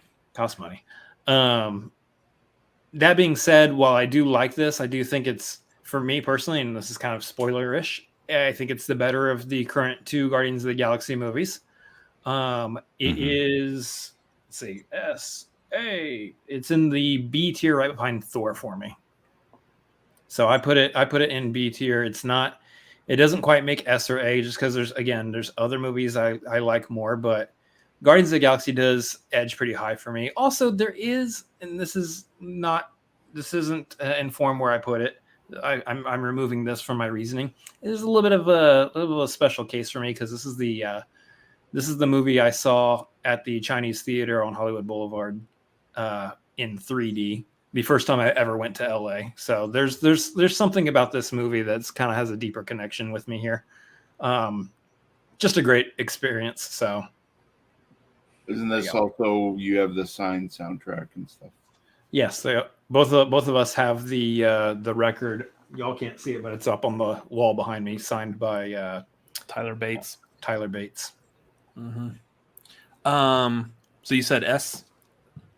No. What I did you said say? B. B as S in boy. plus is what he said. S plus. Okay. I completely agree with Sean. This is a movie that was a whole lot of like, who the hell are these people? What? Like, Iron Man, I get. Iron Man was not a popular character, like a major popular character in 2008 when they made the movie, but he was like fairly well known. Like, if you ask most people what comic books does Iron Man come from, they would probably say Marvel or Avengers, something like that. People knew of Iron Man, they just didn't follow Iron Man. Nobody knew who Guardians of the Galaxy were, unless you were, like, to your example, Sean, unless you were John Schnepp and you just were really sweaty about your characters. Yeah. No one else knew for the most part. Like, I knew of the Guardians of the Galaxy, but I didn't know of this iteration. I knew the older iteration from like 70s, 80s, something like that, with Yondu and Charlie 27. Nerd. Yeah. Sorry. This came out of like nowhere. I remember like when the first trailer came out, I immediately bought like the Guardians of the Galaxy #1 that basically is this team. And I enjoyed having that comic book. I think I've sold it since, but whatever. Probably doubled my money. But yeah, for a group of characters that no one knew, came out of nowhere and made a really good movie. This is S tier. Yeah. I completely agree with that. Just so much fun with this. Love this movie. And yeah, again, this is also one of those ones you can easily put on, not just because of the movie, the characters, the dialogue, but also because of the soundtrack. So yeah, I agree. Love that everybody's freaking out at me for putting it in B tier while I'm still going on saying I love this movie. It's a great movie. At the same time, y'all know what movies we have coming up still, right? Yeah. Love it more. Yeah. Jake, where were you back when we were talking about Iron Man 2? We took a community poll. You should have been there, buddy. Yeah. Everybody agreed on that except Nerd. Anyways, yeah, I call it S tier. Garth? I was one of those sweaty nerds like John Schnepp who knew all these characters from the comics. I'm a huge fan of John Byrne's art and comics, and yearly Star-Lord comics was some of the stuff he started on. And I also like that one of his main villains was his great uncle Gareth. So close to Garth. And then for Rocket Raccoon, for his miniseries, it was Mike Mignola who went on to create Hellboy. So, cool origins there. And the rest of them, Gamora and stuff and all that. And Mantis, of course, married swordsman, the trainer of Hawkeye and stuff like that. So a lot of weird stuff like that. So I knew them individually, but yeah, as a team, it was cool seeing them team up. And very unique movie. And the other thing about the soundtrack, not only is it a great soundtrack, but it's touching because it's the songs his mom picked out for him before she died. So it's all personal. James Gunn is his mom. I wonder how many of those songs were actually personal to James Gunn. Awesome Mix Volume 1, picked out by his mom it was such a heartbreaking tie back in to, at the end when he's holding the Infinity Stone, and it's emotional. It has all the comedy and all the emotion you want. Yeah. And action as well. Yeah, so like Chris, I really love it, but I'm going B tier. B tier. Yeah, because we got some others that are there's at least two movies that we haven't hit yet. We've got two movies to fit in S and A, so so that means that would end up putting this. Didn't know you guys like Age of Ultron that much. Yeah. No.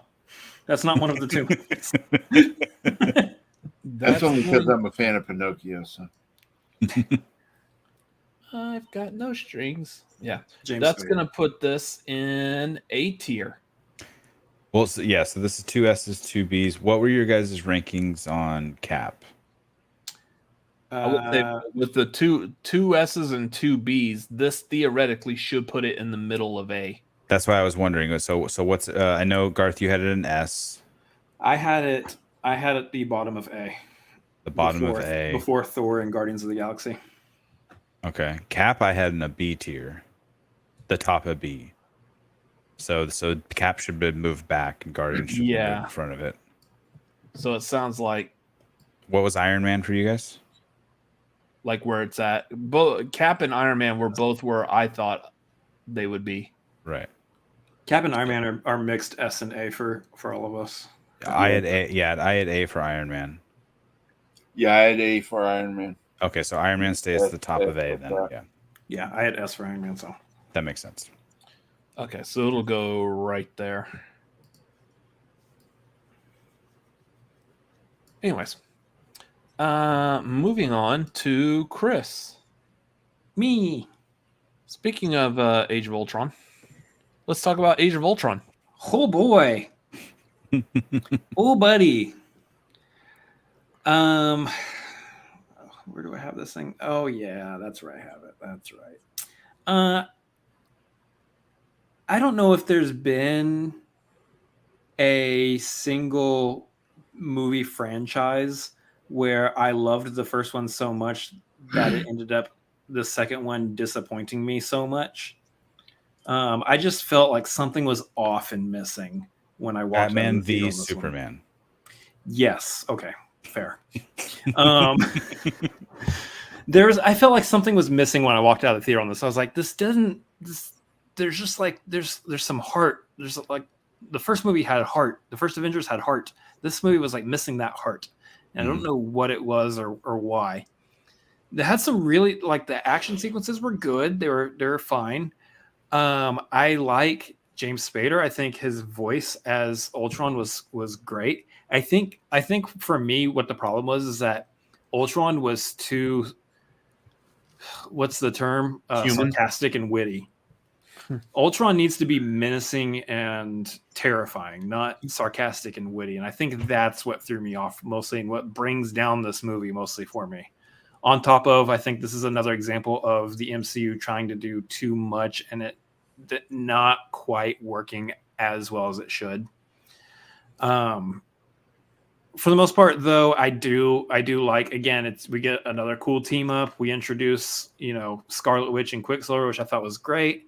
Not too big of a fan of Quicksilver dying, but I understand you got to have some stakes in this superhero universe where someone's got to kick it every now and then. Mm-hmm. And he just runs really fast, so you don't necessarily need to keep him around, so to speak. I guess he's the most expendable. Obviously introduced Scarlet Witch, who we know, at the time, not Scarlet Witch, Wanda, who we know has a whole long road and a long storyline to come in the MCU. So I think there's something good there. For the most part, I think it's fine. It's fine. It doesn't get too high for me. Again, yeah, like Jake said, James Spader's voice is the only good part of it. Like, James Spader kills it. Dude could read the dictionary. I'll listen because he's like one of the people that whenever he's on a talk show, I immediately go and watch that clip on YouTube because he's just got some of the best stories ever, and he tells those stories so well.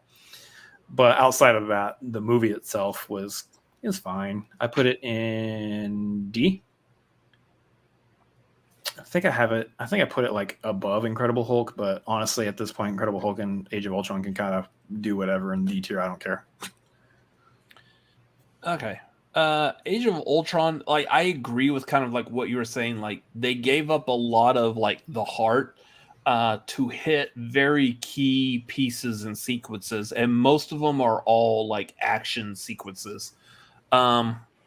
Like the whole getting to the Hulkbuster Iron Man armor and having a good Hulkbuster Iron Man versus Hulk fight. If you really think about it, it kind of seems like it was just forced in there. Like, hey, we have Wanda that can mess with people's minds, so we'll have her mess with the Hulk's mind, and then he goes on a rampage, and then we've got the fight. That's how we do it. Like, it seems like it was written while someone was sitting on the toilet. So yeah, I kind of agree with that. Most of your heart, I think probably the biggest part of the heart from this movie is Hawkeye's interaction, like with Wanda. That's true. And Pietro. I did like Hawkeye here. Yeah, Hawkeye was a standout. Basically, after he got sidelined in the first movie for being under Loki's possession the whole time. And then James Spader. Yeah, James Spader's Ultron, while his voice is really good, the cartoonish nature of Ultron was a little weird. I was still more used to the Ultron as a very stoic robot. And they didn't do that in this. They just gave him like a full-on personality with like weird quips and lips and anything else that ends in ips, I guess. Hips. Whatever. They made Ultron a little weird in this, but yeah, the Spader voice was great for him. I forgot we introduced Vision in here too. Which they did really good with Vision as well. I liked the fact that they tied Vision into the Jarvis AI. I thought that was great. But yeah, I completely agree. It is missing that heart. The only time we really see like good amount of heart is the party scene at the beginning when they're all relaxing, they're getting drunk, they're taking turns trying to lift the hammer. That was fantastic. But other than that, it's just a wham bam shoot 'em up action flick that has no real anything to it. Just that being said, I do still enjoy this movie. It is a fun one to watch because it would be like the comic books as well. The comic books also tend to get straight to the action and not much heart in every single issue. I would still probably put this in a B tier just because I enjoy it. It's fun, but it's kind of like frivolous. So, Garth. Yeah, this was a disappointing sequel to the Avengers. You know, it's got some good scenes, like when they're all charging through the woods and stuff like that. You know, that's a cool GIF. You know, the Cap doing the language. You know, stuff like, you know, there's fun parts to this. As with regards to Ultron, shout out to James Spader, North Andover boy. But the whole effects with Ultron with the mouth moving and all that stuff was just awful. I wish they had stuck to the comics version, you know, where he's got the just static mouth with the glowing, you know, inside. Yeah. Like I think that would have been more menacing. You know, in some scenes with the mouth, it even looked like metal teeth, and it was just like goofy. It was like, you know, I just ugly Sonic. Didn't like that. Yeah, exactly. So that design and stuff of Ultron, I didn't like. And so for me, this is a D tier. It's a D. Okay. Are we just gonna skip over that Garth said GIF? He likes peanut butter. There's nothing wrong with the peanut butter drop. That's the inventor of it. Look. That's how he said it. So look, Jarth can say whatever he wants. Okay, Jarth. and that's not how acronyms work. You don't pronounce it on the words that make it. So don't give me that graphic. Otherwise, scuba, which has underwater, the U is underwater, and you don't say scuba. You say scuba. So. I mean, my favorite animal is the giraffe, but whatever. Okay, this is the D movie. Happy to have you here, Garth, by the way. Glad you're on. You're not wrong about your other facts. This is a D movie. It's plenty serviceable. We also meet Ulysses Claw for the first time. However briefly, you know, Andy Serkis makes his MCU debut, gets his arm chopped off for his troubles. And yeah, it's fine. It's like many others, gets gotten more love in subsequent films and series tying back in, but it's fine. So it's a D tier. It's the bottom. It's the bottom of my D tier. Personally, it was too much. I don't mind these movies being advertisements for other movies, but when a good block of your movie becomes an advertisement for future movies, you do lose me as an audience member a little bit. Mm-hmm. Save that stuff for like post credits. I love that stuff in post credits, or if it makes sense for the plot. But a whole like side story where Scarlet Witch does the thing and Thor's got to go off to some magic well somewhere and see that Thor Ragnarok is going to happen. But how else are we going to get him shirtless? Yeah. Just Hot have him take off his Thor shirt. tub machine. Hot Thor tub machine. I mean, if Thor's in a movie, you got to take his clothes off. Just saying. It has to be. I approve this message. I mean, at this point, yeah, it's true. All right, so that's where I'm thinking it would end up going. We got 3 Ds in my B, so it would go on the high end of D, based off of the logic we've used on everything else so far. So D. Mm-hmm. So to me, we are talking about Ant-Man. Ants. So here's my thing with Ant-Man. When they first, Ants. Lego, or That he was can the best remain clothed. That's advertisement. cool too. Yeah, this is the best marketing for that movie ever. Here's Lego, my there's plenty of scenes with Thor fully clothed. There's not that many scenes with him unclothed. Let us have what we want. That's all I'm gonna say. Yeah. So with Ant-Man, when they announced this movie, my first thought was like, why? Why does Ant-Man need his own movie? It's the same exact reaction I'm having right now with them talking about doing a Kraven movie. Why? Why does Kraven need his own movie? Here's the defense, though. Ant-Man was a good movie. Mhm. Kraven is going to be a piece of shit. Well, let's wait. Till this comes out. Yeah, it's going to be. It's They're done by gath- Sony outside the MCU. They're It's gonna be gathering a good cast and crew. I'll say that. crap. What, Quicksilver? They got Quicksilver playing Kraven now?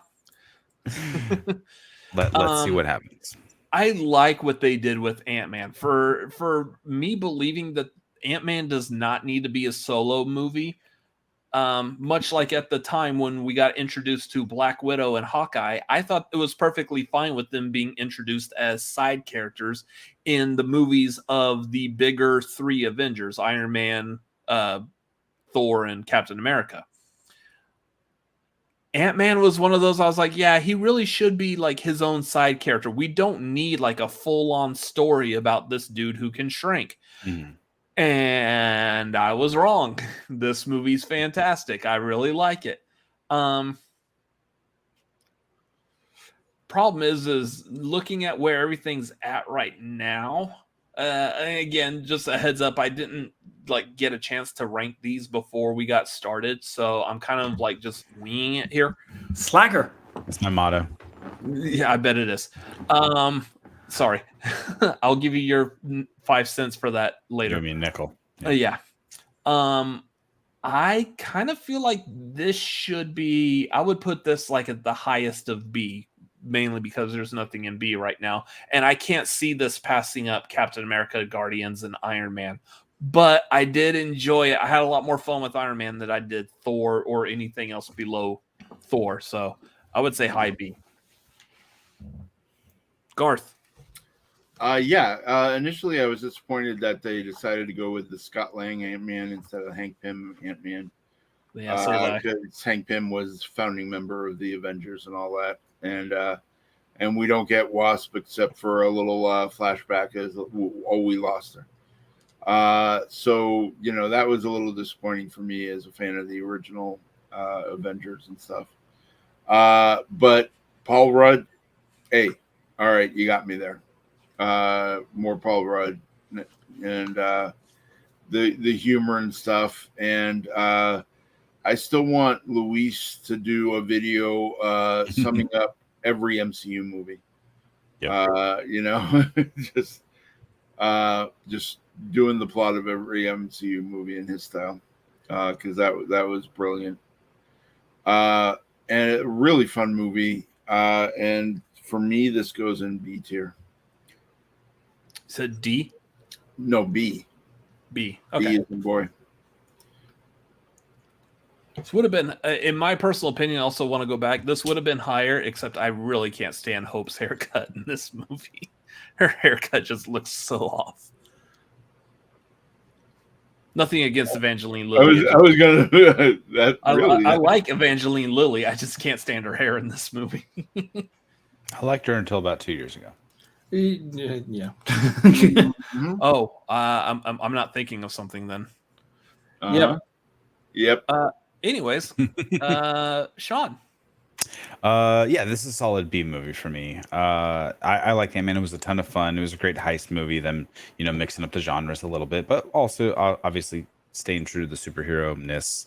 And even how many times do we see Thomas the Tank Engine fall off the tracks in the trailers and TV spots, and then it hits in the movie and it still kills in the movie. It was still fantastic.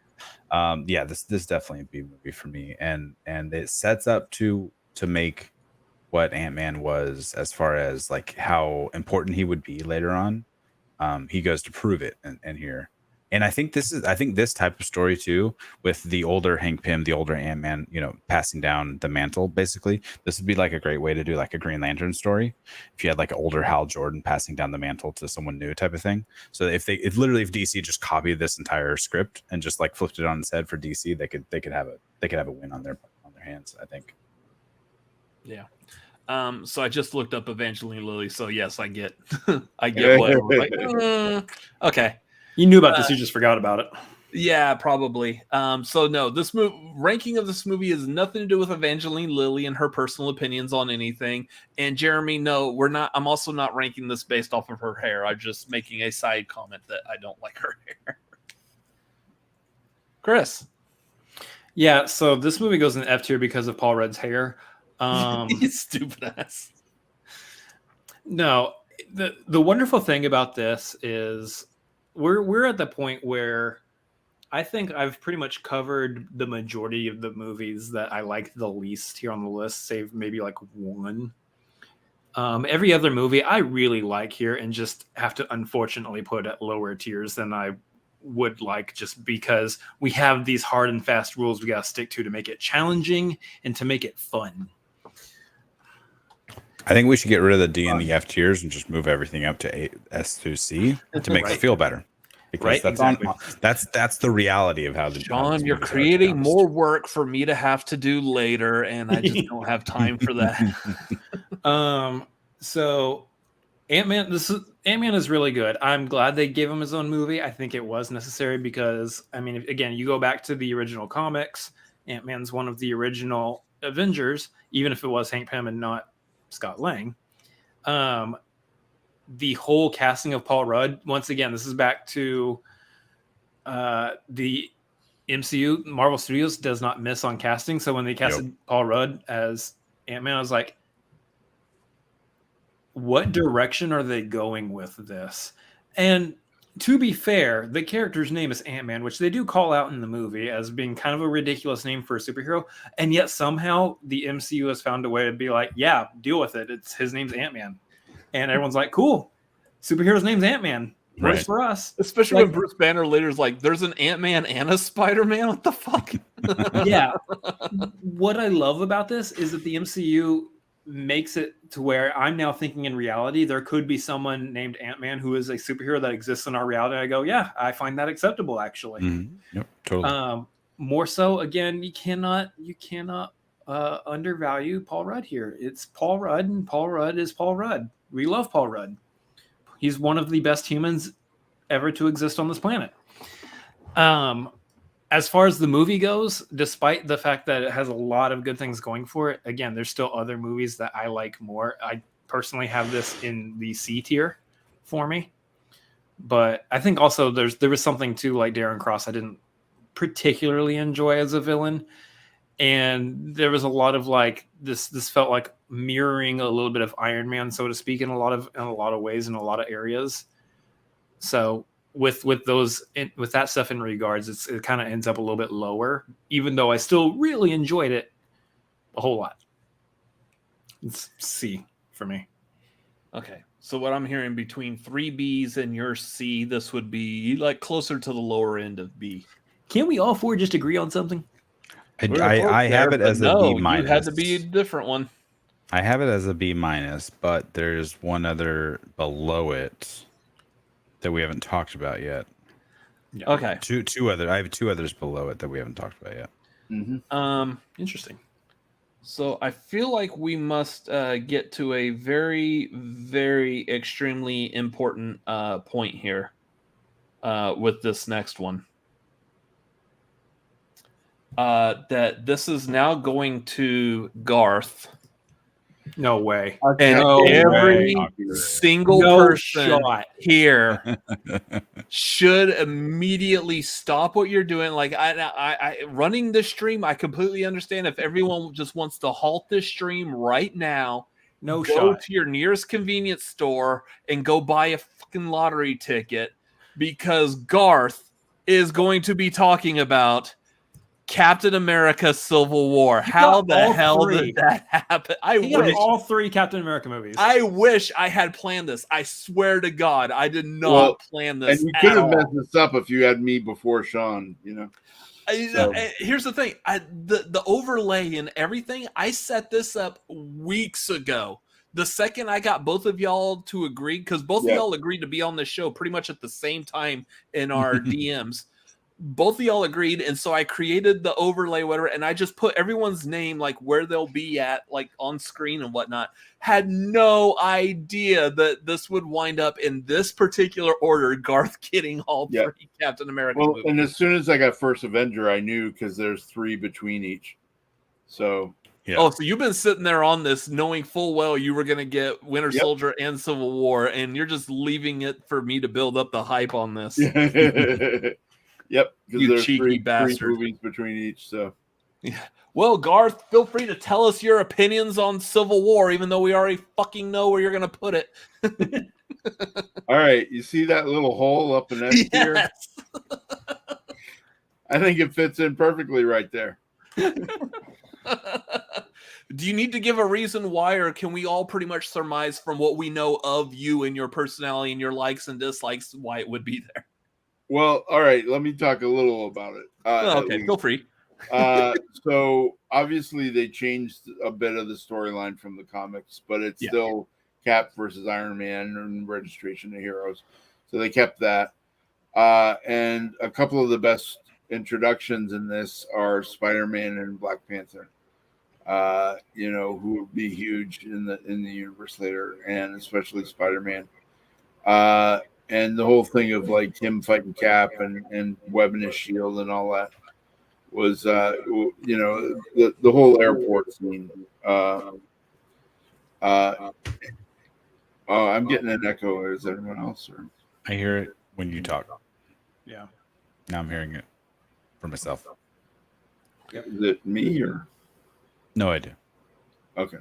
But then the whole Ant-Man realizing he can grow big and becoming Giant Man and stuff. That was wonderful. And so I just I really love this movie and the taking the sides and stuff like that. Okay. Sean. This is not an S tier for me. I love this movie, but it's an A tier. It's an A minus for me. So it might end up. Too. It's one of the 2 above us. Backfeeding. I don't know who it is. Maybe someone's headphones died. Since I'm not wearing headphones, I'm pretty sure it's mine, but I'm muting my mic just to see if that's what's causing it. Yeah, Okay, on headphones. It was a great Avengers 2.5 movie. Not just Cap 3, but we got introduced to Black Panther, we got Spider-Man, we got this whole entire battle. But the only negative about it is the battle never felt like it had stakes. And we always knew Zemo was kind of pulling the strings for everything. And it was awesome, but it was a lot of just action. And I never felt like they were fighting for anything real. I thought it would have been a better finale is if they got to the Siberian camp and all of the Winter Soldiers were geared up and ready to fight. Granted, I did like seeing Cap versus Iron Man. That was the kind of the promise of the movie. But it would have been cool if they didn't just kill off the other Winter Soldiers once Zemo got there.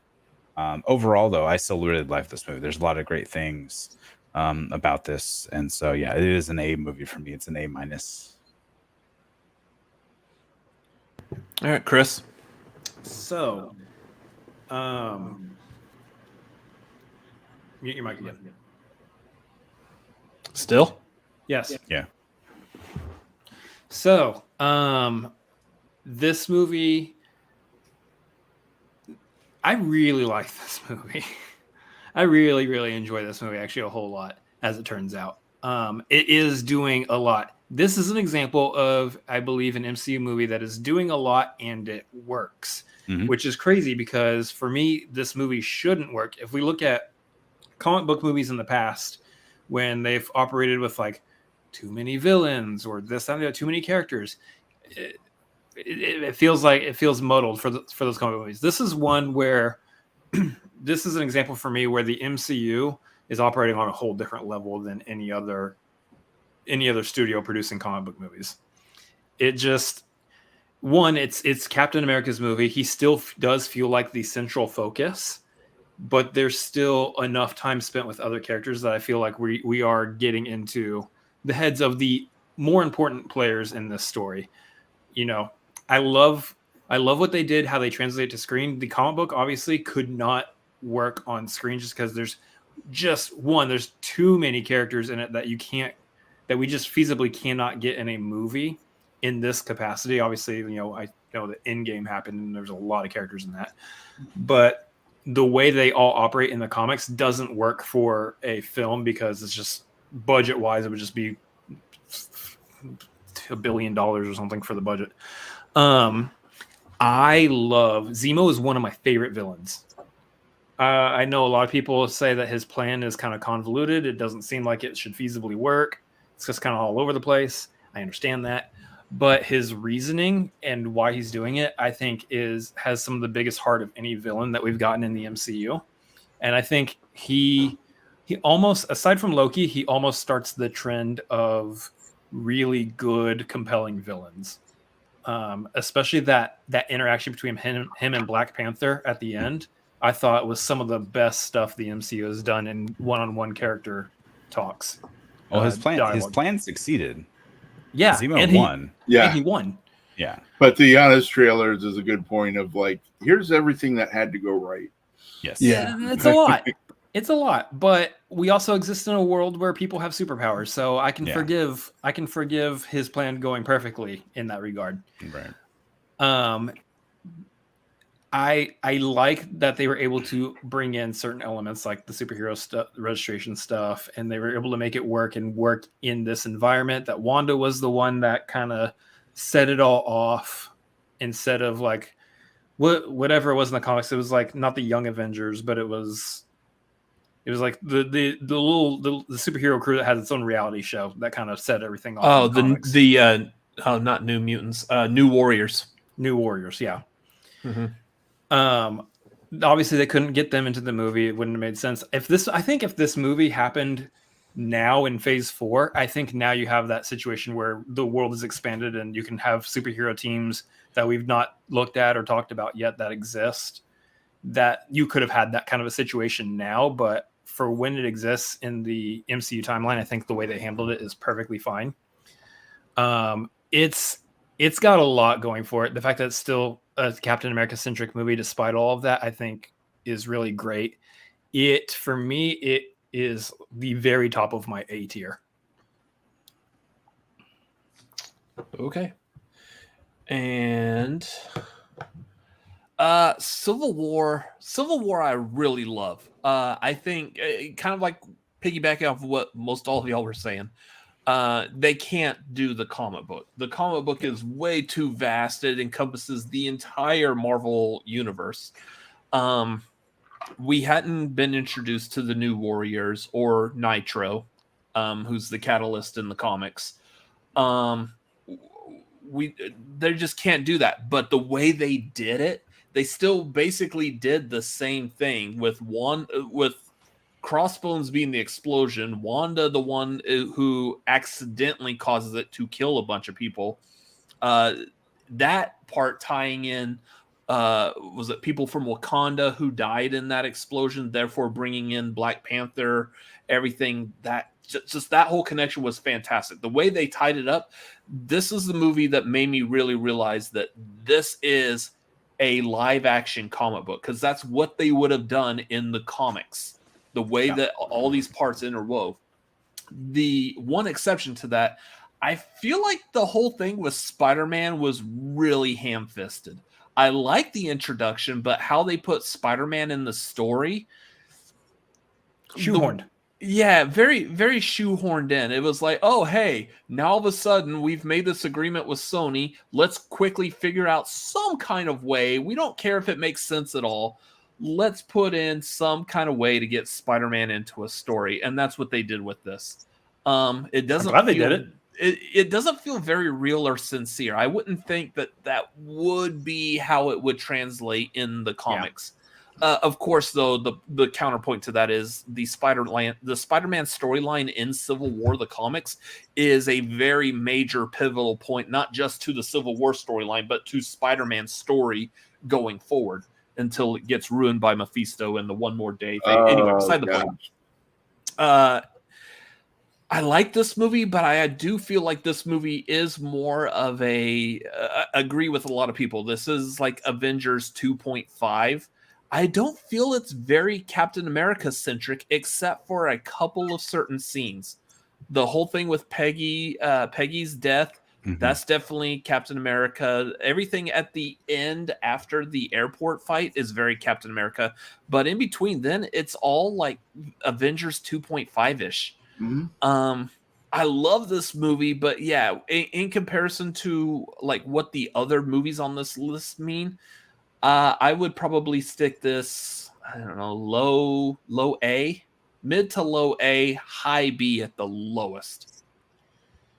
So that being said, I was the one that was the cap on that. So we've got A. This is going in A. I hear all that, but for me, like all the characters seem like supporting characters to Captain America in this movie still anyway. Even if it is like Avengers 2.5, they still do feel supporting to the story that's going on with him. I don't know if I agree with that. The MacGuffin of the movie is the Winter Soldier and him searching for him, sure. But I guess in that aspect, he is the protagonist and Tony's the antagonist, especially once they come to odds. So I would say they're co-leads, though, type of thing. And I know, unfortunately, that's how the movie was sold. Yeah. Like before the movie even came out, we were told that Tony is going to be the bad guy of this movie, which sucks because by saying that, you're automatically putting a defensive edge against Tony and his point and his reasoning and everything he's doing, which I don't think is bad. I don't think either side, the argument that they both have, I don't think either side is wrong. They both have very strong, valid points. It was really weird marketing wise. It's strictly in the basic terminology that Captain America is the protagonist of his own story. Therefore, anyone who is against him is going to be the antagonist, even if that antagonist isn't wholly and completely wrong or however you believe in terms of like Iron Man and his stuff. I wouldn't qualify him as necessarily the bad guy, as just antagonist. Right, exactly. He is the antagonist to Captain America's protagonist. In which case, yeah, I would say that in this case, they are essentially co-leads. There's a lot with Iron Man in this movie, but I still think it ends with it centrally focused on what Captain America was doing, what it's about. Him dropping the shield at the end was all part of his story. Lego. Cap was just trying to save his best friend. Justice for Bucky. Steve's a jerk. There, I said it. So this is going to go in A, but A's already tapped out. So where in A does this go? Well, so Garth, you had Cap First Avenger an S. Yeah. Who else? Did anyone else have it as an S? Not First No. Avenger. I was having Guardians in S. The only Yeah. one in A I have an S is Iron Man. Okay, so yeah, I had First Avenger as a B. So I'm thinking this would probably go in A above Guardians, and it would knock First Avenger down to B. I would do the other way around personally. I had my Guardians as S tier for me, but that's Yeah, and I agree with that also. But yeah, based off of where they're placed right now, right. I would have Civil War as the third A, and they would bump Cap down. okay. But that's just me. Everyone else good with that for right now. Again, we can move these around at the end, Yeah. but Garth's like, no, we're replacing. Yeah, it with well, Captain you America, know me. I'm Captain like S tier. S tier. I think me and Garth both fight for it over Guardians of the Galaxy, but Mm-hmm. We can come back to that here in a bit. Sure. Yeah. All right, so next one, and this one we're going to Sean. What? We're going to talk about Doctor Strange. ooh, Doctor? Mr. Doctor. Mr. Doctor. Mr. Doctor? Oh, Strange. that's- Nicknames Yes, now. I agree. It is strange, but this is C tier for me. I like Doctor Strange just fine. It has got a lot. It has a lot of good moments. I like the Ancient One. I think it looks. It's better. It's the best Doctor Strange movie. I don't know how you guys over feel the about other one. over the old Peter Hooten one, really? Peter Hooten. But Or what was the other one that was supposed to be Doctor Strange would end up becoming like a Jean-Claude Van Damme or something like that? I have no idea. It looks great. It's probably the best looking movie, especially in 3D. Fantastic. in If 3D. you guys saw it in theaters in 3D, it looked fantastic.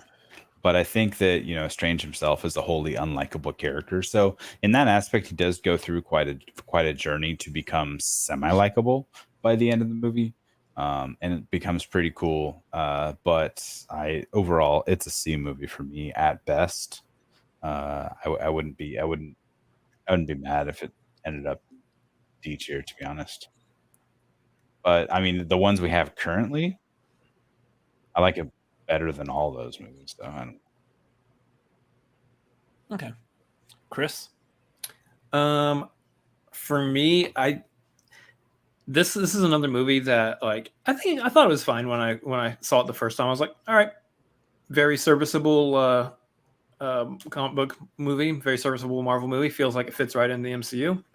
Just very good, very solid movie. Now I tend to like it a little bit more, especially because I think Doctor Strange is holding more and more importance, which I think is necessary for his character. I think there's a lot that this movie sets up that we haven't seen the payoff for yet. So in that regard, it is kind of hard to determine where it specifically ends up in the entire MCU, even though that's what we're doing this month anyway, is figuring out where all these movies lie on the tier list. So I think that even with Multiverse of Madness, there's still stuff that this movie set up that we have not seen pay off, and we probably won't see pay off until the third one, as Multiverse of Madness indicates. I really actually like Benedict Cumberbatch as Doctor Strange. That was one that was kind of an off cast for me at first, but at the same time, again, I say it over and over and over again, the MCU doesn't really ever miss, and I just kind of trusted it, and it works out. Mm-hmm. For than me, Joaquin Phoenix, which is who they were eyeballing at the beginning. Oh, yeah. Yeah. Benedict Cumberbatch was better. I'm perfectly fine with Benedict Cumberbatch over Joaquin Phoenix. Right. For me, this is, while visual effects, fantastic. I agree with you that the storyline for Strange, he's unlikable at first. I think he's meant to be unlikable for sure. It's another situation where he kind of mirrors Tony Stark to a degree, which I know is which I know is talked about a lot. Kind of they go through sort of a similar story arc, so to speak. except Tony Stark obviously has technology and not magic.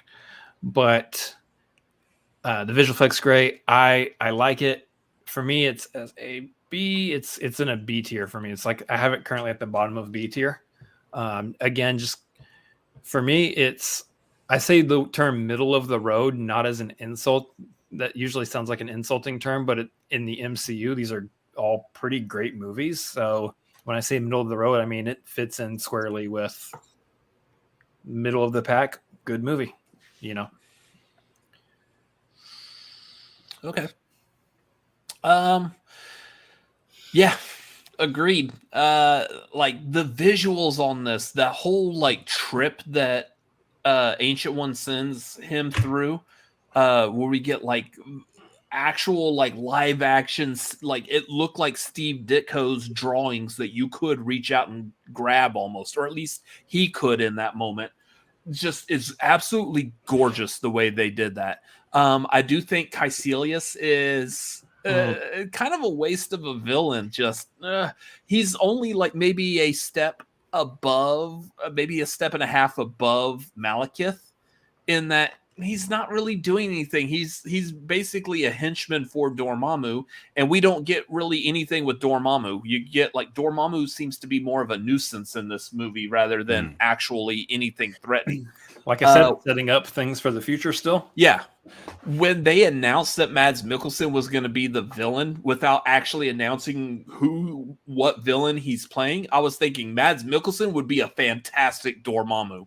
Like I could see him playing Dormammu, and then they didn't have him playing Dormammu. Oh, yeah, like it's really sad. But the movie is good. It's decent.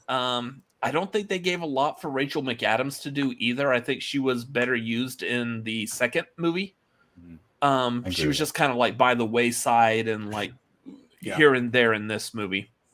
But yeah, I like what they did. I like the changes that they made as far as like trying to adapt this into a feature movie that would fit in the world of the MCU, especially when this is really bringing in the magic, the sorcery, all that, which has since been a standout of the MCU. The MCU has relied on it a lot since this movie came out. Otherwise, yeah, I would probably agree and stick this in B. Yeah. So we got 3 B's and a C. So this will probably be. Are we putting this above or under Ant-Man? Did you want my opinion? Oh, sorry, Garth. Yes. Feel free to give your opinion. By the way, what did you think I said? Because you were. I already had my B written down on the board, and then I just wrote another B for some weird reason. So. Well, sorry, it's not a B for me. It's a C. Okay. I love the special effects and the magic and how they the other realms they do the Steve Ditko art. That was really wonderful to see. I was very disappointed with who they chose for the villain because it was like this no-name villain from the even comics fans are like, who? You know, instead of like Baron Mordo or Nightmare or something like that, you know, one of his more prominent villains. And so, you know, that was disappointing for me, was that the main villain wasn't a great villain in the comics. So C tier for me. I still place bets right now that Mikkelsen comes back and is the humanish avatar for Dormammu in the third movie. That would be good. I think that's the way you don't waste Mads Mikkelsen. Well, now we've got the daughter of him, so Clea, yeah. With magic, with magic and timey-wimey stuff, Dormammu could totally do that. Just use Dormammu's coming back. Yeah, absolutely. Yeah. So we got 2 B's and 2 C's. Mm-hmm. So I mean, this would go either at the end of B or at the beginning of C. Where do we feel like is a good place for it? It's a beginning of C. I'm pretty much okay with either one. Beginning is C because I have ones that I think go higher. Yeah. Okay. I have a movie ranked much higher than B2. 2 movies ranked much higher than B. So I will move Thor down. We'll put Iron Man 3 will be at the end of C for right now. For now. Yeah. And then I have a feeling that something from C will shift down to D. Yeah, same. Well, God, that's gonna be hard because I got yeah. Yeah, with what we got left, I don't see any of them being D. all right. Well, maybe. Okay, so Sean did Doctor Strange. So Chris, you're doing Guardians Volume 2. Oh joy. So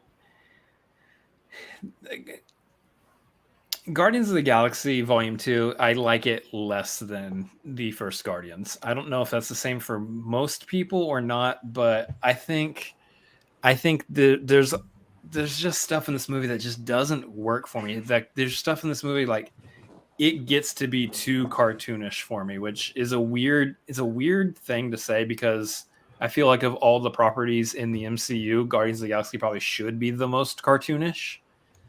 But there is just some stuff that just it's too this is an example of where the MCU is playing too heavily on jokes. This kind of bleeds into how I felt about Love and Thunder, which we'll talk about next week. And if you watch our review for it, you can see me kind of talk about it a little bit. This is where there's too much time spent doing jokes where I feel like they could have better spent applying a little bit more heart to the situation, especially because we're doing interactions between Peter and his dad, who he's finally meeting for the first time. And there's too much there that's just kind of thrown to the side as like humor and not enough time spent where I feel like they could have done some really solid character development between them two. Maybe even set up a more, even though what his dad did was tragic, I feel like they could have spent more time setting up the tragicness of what Ego did. So I think it's good. It's interesting. I think it's interesting that they brought in Ego as the villain. I thought that was kind of a unique thing to do, especially because in the comics, Homeboy is just a planet with a face. And I thought it was kind of interesting that they brought him in as with the human avatar and everything. But there's stuff to love about. The Yondu stuff is good. I'm just kind of all over the place because this movie I feel like is kind of all over the place for me. So I don't think it's as good as the first one. I think it's, again, with the MCU, these are all good movies. I think it's I think it's a fine movie. I'm not with it as high. I think for me, this one was a solid D. Top of D for me. Okay. This is the tip of the D. Just the tip of the D. Thanks, y'all. Really, thanks all y'all for that. Real quick, speaking of comedic movies, we quick plug in the middle of this. We are dropping a kind of like a spoiler review for Thor: Love and Thunder tomorrow, I believe at 3:00 Central Time, so 1 p.m. Pacific and 4 Eastern. That will be tomorrow. We're doing, it's called Deconstructed Reconstructed, where we're going to watch the deconstructed trailer for Thor: Love and Thunder that I made. We're going to go through it and talk about, like, what did I get right? What did I get wrong? And still also doing an overall like spoiler review for Thor: Love and Thunder. We were joined by special guest Matt Thomas from Watt Entertainment, or Watt Real Entertainment. Yep. So that was a lot of fun. Filmed it the other night after watching Thor: Love and Thunder. So yeah, that is dropping tomorrow, 1 Pacific, 4 Eastern. Anyways, make sure you've seen Thor: Love and Thunder because there are spoilers in that. So, yeah, Guardians of the Galaxy Volume 2, yeah, it was not as good as the first one. It didn't hit the same beats as the first one. But I still think it was good to see all of them together. But yeah, kind of like you're saying, they kind of scattered the group, and I think you got a lot less of that interaction that we loved from the first movie when they all came together. Family they all dynamic. had bits and pieces of it. Thanks, Garth. They all had like bits and pieces of it that I thought were good. The stuff with Rocket and Yondu was fantastic. The stuff with Rocket and Taserface, fantastic. Pretty much almost anything Rocket did in this. Yeah. I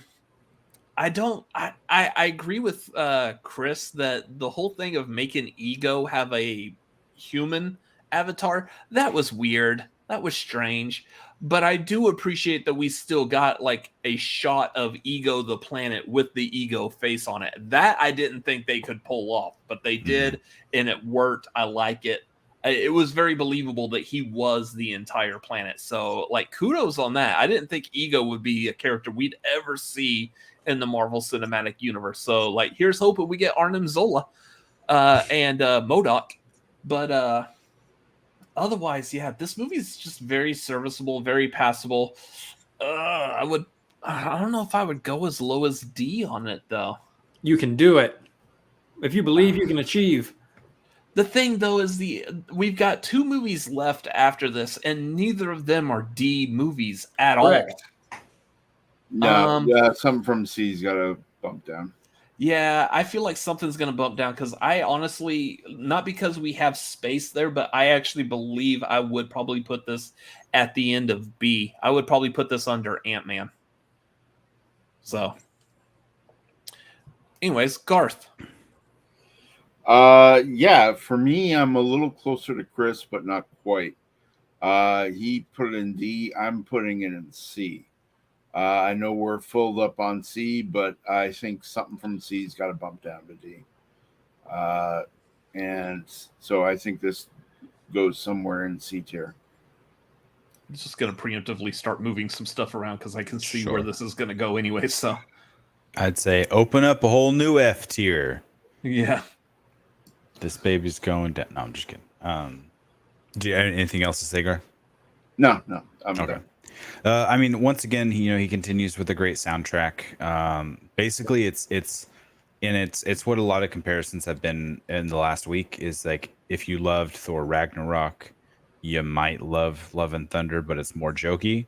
If you loved Guardians 1, Guardians 2 is the same but more jokey, less have the action, and that's essentially what it was. So it's definitely below the original Guardians.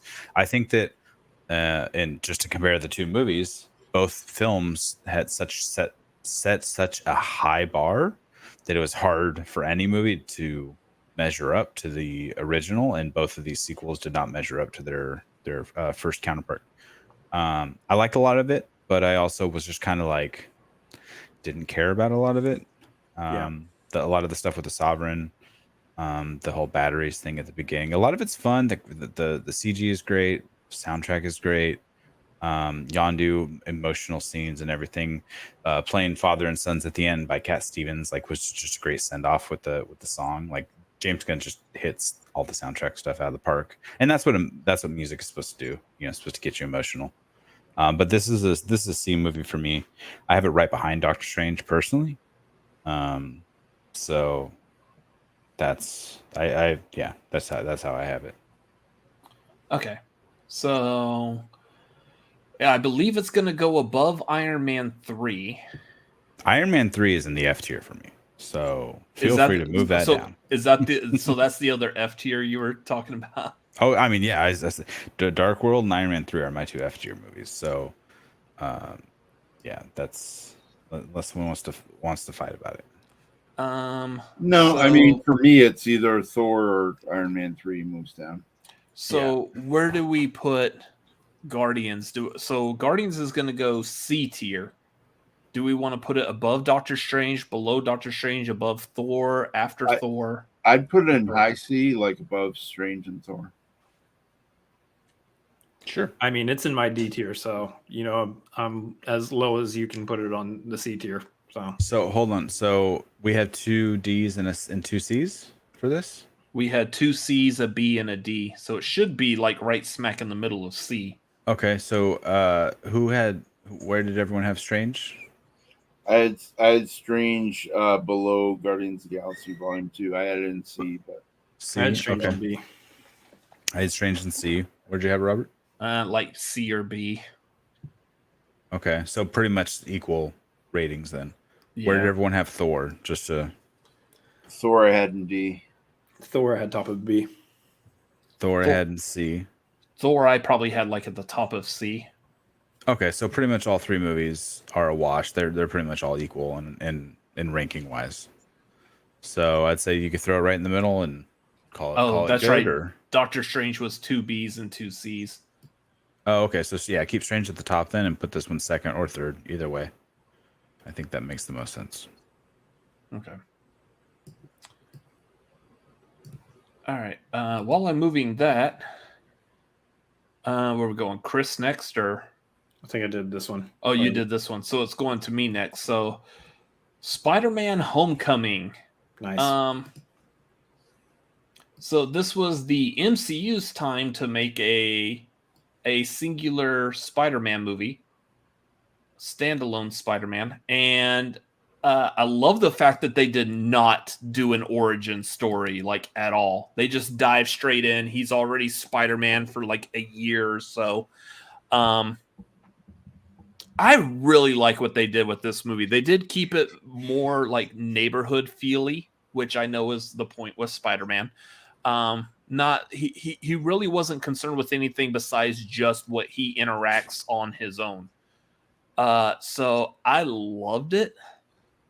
I think it was done like very well. I wish they would have given him more of the classic costume that we don't see until the end of No Way Home, but beside the point. I don't know if there's anything I really would say against it. Some of the, like, moving some of the characters around, like making Liz the daughter of Vulture, which is great in the MCU, was a nice little twist because even the comic book nerds weren't expecting it because we didn't think of it. Right. Unlike the whole thing with Bucky, we already knew Bucky was Winter Soldier, so that was no big surprise for the comic book geeks. But making Liz the son, yeah, that was a little weird, but it was I kind of enjoy that choice. I don't know. I know there's one more movie after this, and I don't know if I'm ready to fill that S spot with Spider-Man yet. I would probably put this above Civil War. So under Guardians, but above Civil War probably. Just for how much fun it was for a Spider-Man movie.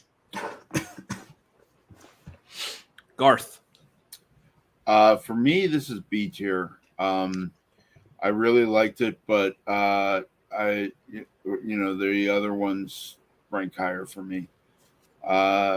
So I think it would fit in nicely there in that gap in B. Okay. Sean. I love this movie. And it could be just my love of Spider-Man. Before Thor, Spider-Man was my favorite Marvel character. And Thor's MCU run has turned me into, like, I didn't know Thor from the comics. I didn't know much of anything from the comics, but I grew up on Spider-Man and the 90s cartoons. And I didn't know much about Liz. I pretty much only knew what they showed me. I didn't read very many comics. I knew what they showed me in the cartoons and obviously the Raimi movies. But I love this movie. It was a great introduction. Tom Holland is the perfect Spider-Man. We got a little bit of Garfield, a little bit of Toby, and then he's the perfect right in the middle as far as like the quirkiness, the funniness. He looks like a high schooler because I think he was at the time. When they first cast him, I think he was at least like 18. Yeah, he wasn't 30 years old. I think he was like 21 or 22. He was young. He was younger than that. I think he was like 18 when they first cast him. I could be wrong, but either way. But he's the perfect Spider-Man, and Keaton is one of the best villains. I'm gonna ignore altogether Morbius, but Keaton was, as you should, is one of the best villains. Just menacing. And this movie's a ton of fun too, when it comes to reminiscing about what happened in high school type of thing, first love and trying to keep secrets, but also trusting your friend. You got Jacob Batalon as the guy in the chair, Flash Thompson's the dick, this whole movie is great. I have this as A. This is my A+ movie. This is my number 4. All right, and Chris. I agree with a lot of what Sean said. I really, really enjoyed this movie as well, which is weird because right now I have it top of C tier, which is just odd to me that I have it right there. But I guess it's just because I have all these other movies that I liked a little bit more, I guess. But that's, again, like I'll go off on this. Like he said, Vulture, Michael Keaton, one of the best villains in the MCU. A lot of it does have to do with the Liz Allen twist there. But also just he was a street level person who acquired technology and was menacing. Like in a physical one-on-one fight, he would lose to Spider-Man every single time. But damn it if he didn't put the fear of God into Spider-Man there for a little bit. That whole scene in the car, Yeah. That just proved it. I think there's a lot to love about this movie. There's a lot to go on that they what Feige was saying at the beginning when they were wanting to do their own Spider-Man was he wanted a Spider-Man that people could grow up with, like people grew up with Harry Potter in those movies and Daniel Radcliffe and all that. And I think for the most part, that's what you're getting. That's what a lot of people were able to get with this so far, like 3 movies deep. And it kind of had its basis and started here with this movie. The side characters in the movie are all fantastic. At first, I was probably with a lot of people when I was like, Zendaya is Mary Jane. That feels kind of weird. And they're like, no, she's not Mary Jane. She's this universe's equivalent. MJ. She's MJ. She's this universe's equivalent to Mary Jane. I am so glad they stuck with that and just planted their feet on the ground. I love her in that role. And that's to say like more a tree and said, no, you move. Exactly. That's to say that's more, I think, testament to Far From Home and No Way Home at this point too. But since this movie introduced her in that role, I absolutely love her in the role now. Going back and watching this movie, she's so funny. First of all, I can just go off on Zendaya. She's super talented. But I like what they did. I know a lot of people talk about the Iron Man of it all in this movie and him kind of having a lot of overbearingness, I guess, to Spider-Man's story and that kind of being weird. I get it, though. And I think for the necessity of the story the MCU wants to tell with Spider-Man, I think it works. I think it needed that. And, you know, where Far From Home picks it up, I think it's perfectly fine. I think it was perfectly okay for this one movie for Iron Man to kind of be a prevalent figure here. So I think it works. I think it's perfectly fine. But since I would put it in C on the list that I had, I like it over those movies that we have in the C tier already. So I think it actually fits nicely in B. So mathematically, it should go right here. I'm okay with that because I do have it over Ant-Man on my list. We got 2 A's, a B, and a C. Yeah, I have it right over Ant-Man in mine.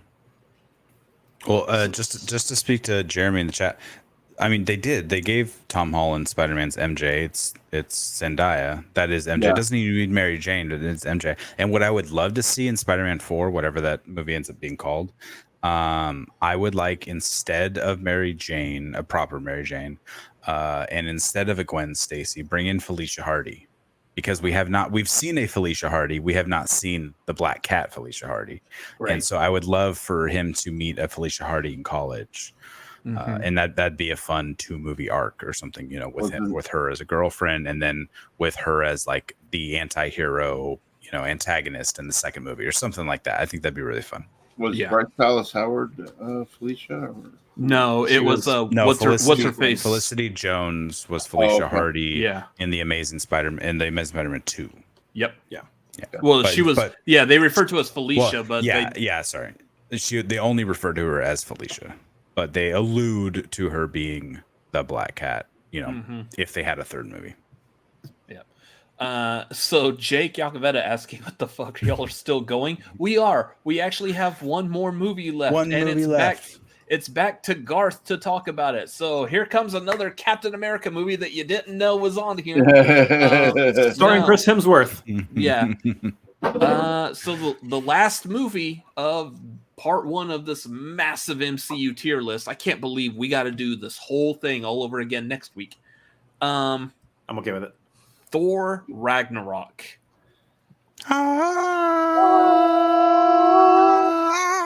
Which, by the way, has been my theme song since I was a kid.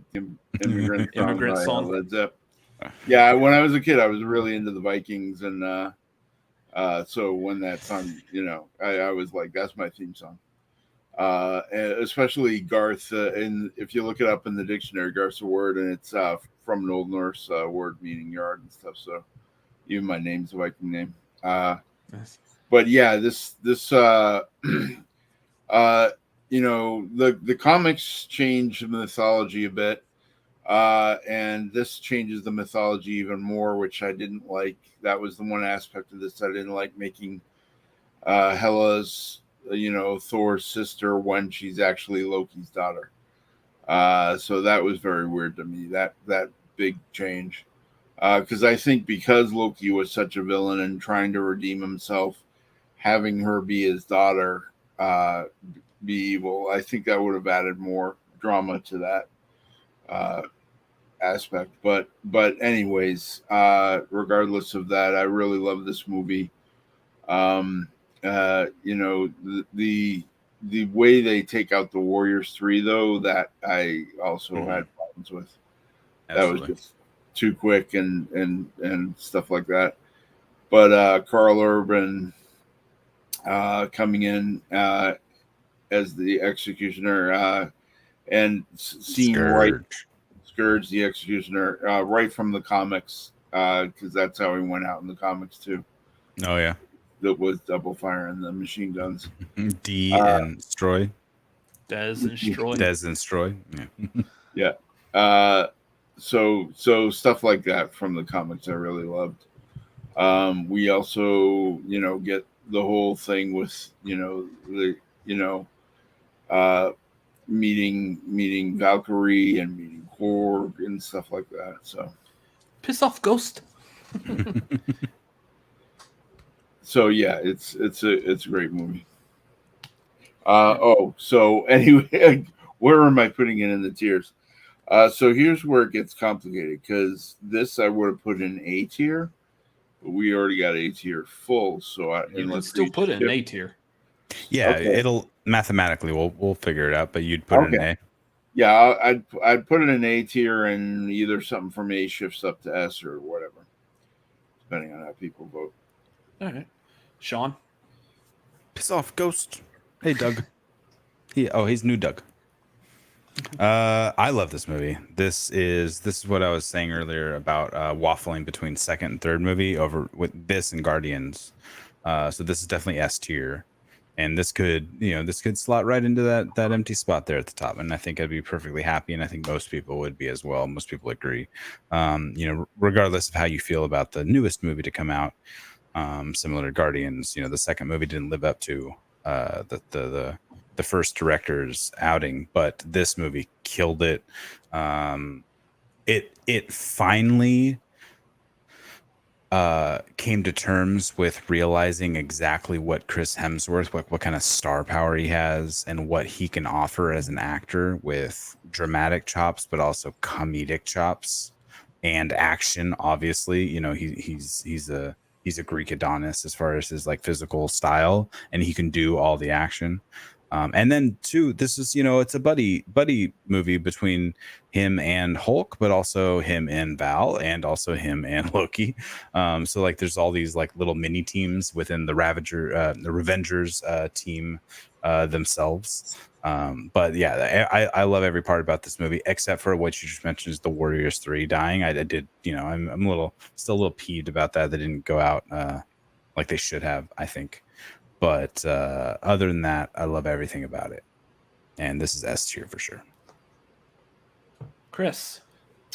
This is a movie that has grown in favor with me over time. I feel like I was a little disappointed by it when I first left the theater. And there's still some aspects of it that I'm still not thrilled with. It's what Love and Thunder does more of that I didn't like as much.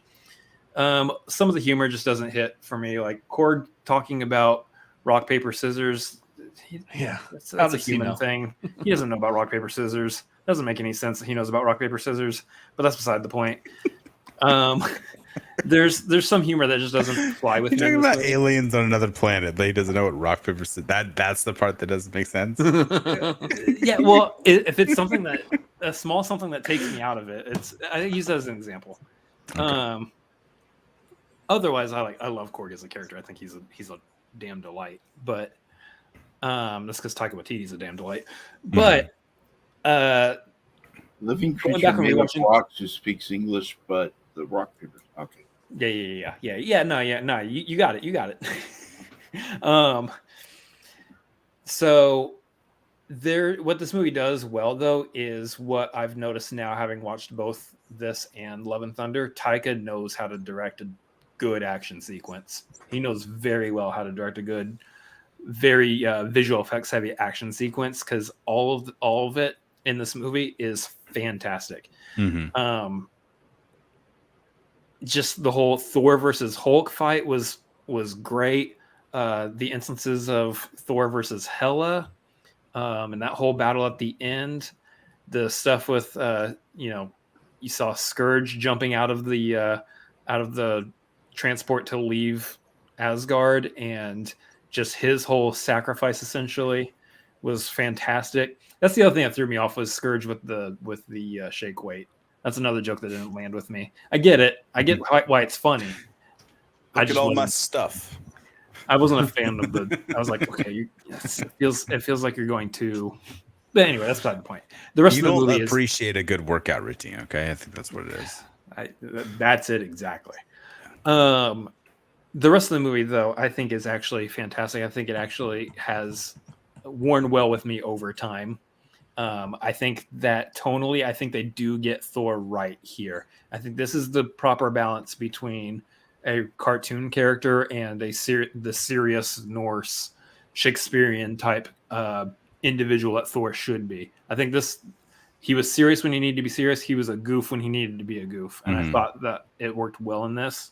The stuff with Loki obviously always works. Loki, Tom Hiddleston's fantastic. I love Valkyrie as a character too. I thought she was a great a new addition to this. I love that they fit Hulk in here and made the whole Planet Hulk story kind of work in conjunction with the whole Ragnarok storyline as well. There's just a whole lot here that I really, really enjoy now after having watched it multiple times. I agree with y'all completely. The way they offed the Warriors 3 was quick and not great. I wasn't a fan of that. They were important characters before. Kind of wish they had a more meaningful death. Maybe we'll see them again someday. I don't know. Maybe. Who knows? If they ever do anything with them ever again in any capacity. This... For me, I have Thor Ragnarok in the A tier also. I had it right behind Civil War, so it was like the second place of A tier for me. So I'm okay if we want to bump Iron Man up and stick Ragnarok probably wherever in the A tier we feel like. Okay. So I, again, pretty much agree with most of the points on here. The one extra thing, like to touch upon, Chris was talking about the Planet Hulk storyline. Here's the thing I actually really love about this movie. The fact that they did the Planet Hulk storyline, and since it was in a Thor movie and not a standalone Hulk movie, like it probably should have, to give that story the proper telling that it deserves. Yeah. But they shoved it into a Thor movie, so therefore it stayed out of Universal's hands, and the MCU was able to still tell the like, from a business standpoint behind the scenes, that is genius. Sure. That is so well done. Gigantic middle finger to Universal there for that. But I love the fact that they actually pulled it off, and I feel like they touched upon it enough. I feel satisfied by that. Again, I would have loved to have the Silver Surfer in there, but this was pre 20th Century Fox purchased by Disney, so we're not getting that. But yeah, otherwise, like, I love the humor in this movie. I feel like is pretty well balanced with the action and the story. But it's kind of the fact that they're in a lot of times they're in absurd areas and locations and situations anyways, the humor kind of like lends itself to it. In contrast to Love and Thunder, I don't know. Talk about that more next Saturday, but yeah, I like this movie. I don't know if I would put this all the way up in that S tier gap. I would probably agree that this would go into A, and it's going to at least bump Iron Man up to S. I don't know if I would put it over Guardians, but either Guardians or Thor Ragnarok next. So I'm sorry. So Garth, what did you have it as? I had it as A tier. A. Okay, so we got 3 A's and an S. What did everyone have Iron Man as? S. Yeah, I would want to put Iron Man in S. What did you put Iron in Man earlier would though? Probably get bumped up to S. I mean, for me, I'd put Civil War in S, but that's me. And I would want to put Guardians in S also, but I'm also okay with I would put Iron Man in S before Guardians. Yeah. For Guardians. Okay. So I have Avengers in B. What does anyone have that lower than S? No. Are all three of you in S? No, Avengers is A for me. Okay. I would do this. Move Avengers up here. And then Iron Man goes up to S, and Thor Ragnarok can either take Iron Man's spot, or we can move Guardians up and Thor takes Guardians' spot. But I'm saying Iron Man has a better ranking than Avengers.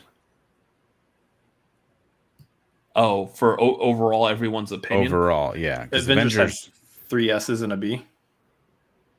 No, 2 S's, an A, and a B. And I had it as a B minus. So you would put Iron Man, and we could this will just go straight into our entire shuffle anyways. Put Iron Man above Avengers. Yeah. Granted, like I said, I had Guardians and Thor Ragnarok in S tier, so. And then where do we want to put Ragnarok? At this point, I'm kind of fine wherever you want to squeeze Ragnarok in A. If it goes in front of, behind, whatever, whoever. I have it behind Guardians, but they flip flop daily, so I'm good with either one. Yeah. Yes, Lego math. It hurts my head too. I'm with you. Yeah. We know Garth has Civil War over Ragnarok. I could be okay with Civil War being over Ragnarok. In fact, I do have Civil War over Ragnarok, like right in front of it.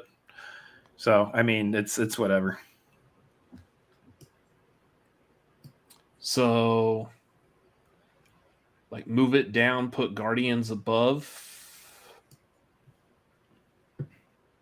I think that one comes down to how Sean felt on that too, because you had both Guardians and Ragnarok in S tier at this point, right? Yeah, but he said they could flip flop. So how do you feel about it today? Yeah, right. I mean, today I wrote Guardians first, so I'm good with either way you want to split them.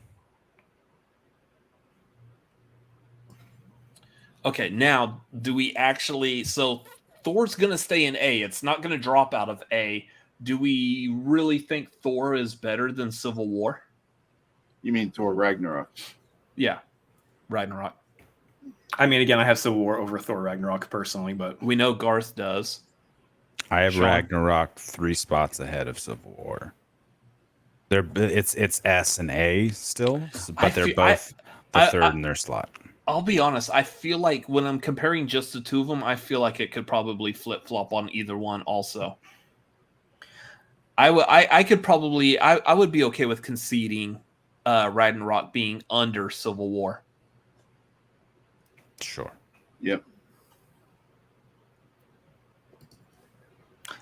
Can we all agree that the Captain America trilogy is one of the best trilogies in film? Mm-hmm. Yeah. I think all 3 movies are solid winners. Absolutely. About to be a 4th solid winner, right, everybody? Starring Anthony Mackie? Sure. Not if you ask the Hollywood Reporter. Oh, okay. I didn't see Loose, but a lot of people were praising it. And what was the movie he did before? People were hating on that one. Cloverfield Paradox. I thought that was fine. I never saw it. I didn't. Who's directing it?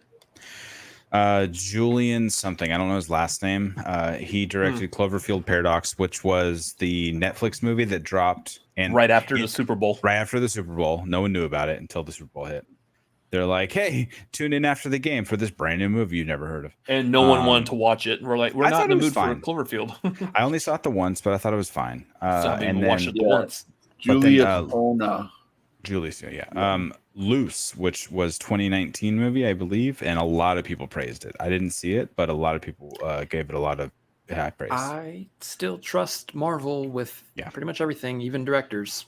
Yeah. So, The other thing going about back to this real quick, do we want to make any other changes or shuffle anything around?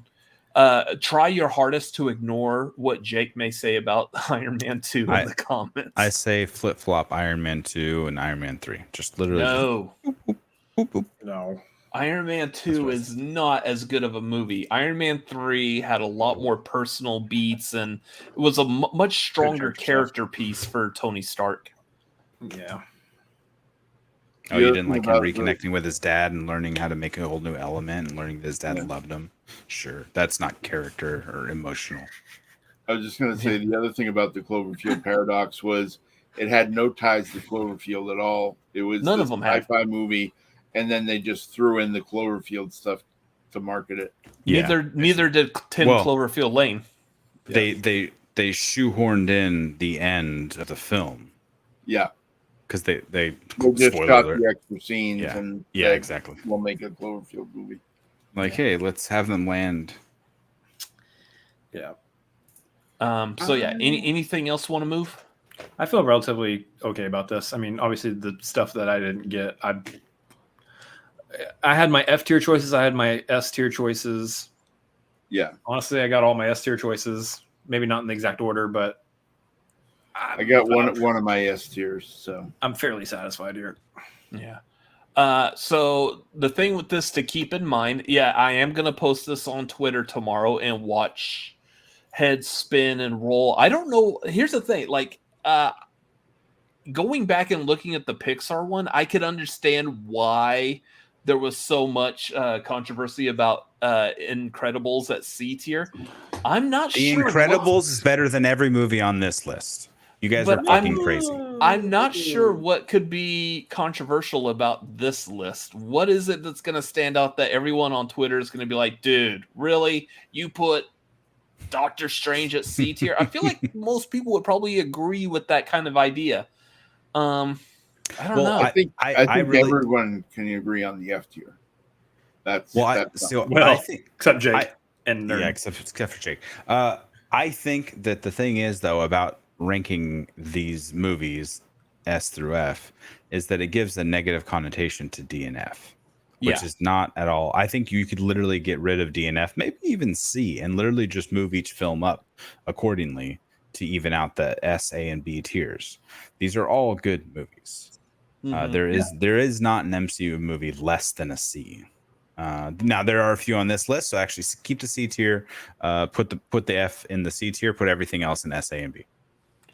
And that's the if we were doing a gigantic marquee of ranking like all the movies in the world, no MCU movie would be in F tier or probably even D tier when looking at the grand scale of movies in the long run. This is only comparing to just the movies on the screen right now.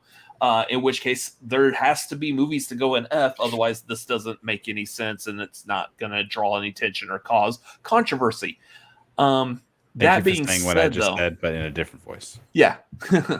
That being said, keep in mind, so the way this is working, S, A, and B are going to be moving on to the finale, the finals, on July 30th. So next Saturday, we will be ranking all the MCU movies and Disney Plus shows starting in 2018 going to current. So it will include Thor Love and Thunder. It will include Miss Marvel because we're getting the finale of that this Tuesday. So it's almost as if we had planned it this way. All of that will be included on that list. So we are ranking them. We're going to we'll see if recency bias is going to have any effect on Love and Thunder and Miss Marvel, but who knows? And then the S, A, and B tiers of that tier ranking are going to also go and join the S, A, and B tiers of this ranking in the finale on the 30th. So we'll see what's going to end up being the top tier of the tiers. Well, I'm glad the 3 caps made it into S, A, and B. Yeah, I mean, here's the thing. I see a lot of these, like when you start comparing, of course, we're going to bring in movies that I feel like most everyone can already think of what's going to be S tier. For example, I know, spoilers, I'm probably going to argue for Endgame being an S tier movie. I understand that some people would probably not argue Endgame for S tier, and I'm interested to hear that conversation. But yeah, just keep in mind, we're gonna for wrong opinion. Yeah, we're gonna end up having some of these movies are gonna end up getting dumped down to the F tier in the finale, and I'm curious, like that's gonna cause a shitstorm because people aren't gonna be realizing what we're talking about. Really hard, yeah, because the latter half of Phase 3 and going into Phase 4, yeah, you've got with some of these being. You're gonna have some strong hits and some very strong misses. I expect that the F tier will eternally be remembered in this next tier list. Three of my top 10 superhero movies are on this current list. Nice. And the other two MCU films would be in your next list. So thank God we're not ranking the Inhumans TV show. Which, going back to what Chris was saying this whole time, how the MCU really hasn't had like any misses in their casting. Even the Inhumans TV show, I think, had a pretty strong cast to it. It's just the story and some of the acting, I guess, was kind of crap. But the writing and the production, yeah. But I mean, Medusa. Anson Mount as Black Bolt was good. Serena. One of my main critiques of it was that Medusa was translating Black Bolt sign language. Because it was this unique, it wasn't like ALS. It was this unique sign language. But for most of the time she's translating, she's not even looking at him. She's like standing behind him sometimes and like being like, Black Bolt says this. And it's like, we're taking her word for it. Yeah. I hate the fact that they shaved her head. That's the whole thing with her. Just anyways, beside the point. Budget cuts. All right. Yeah, and haircuts. Yeah. Anyways, so that's going to be the ranking as it is. Again, y'all will see this on Twitter. Please feel free to pump this out, complain, give your opinion, share it. I want to hear all the discourse about this and not the Discord. You could do discourse on our Discord if you join the Patreon, patreon.com/cinefanatics. In the meantime, let's get Carl to remove the marquee. Take it away, Carl.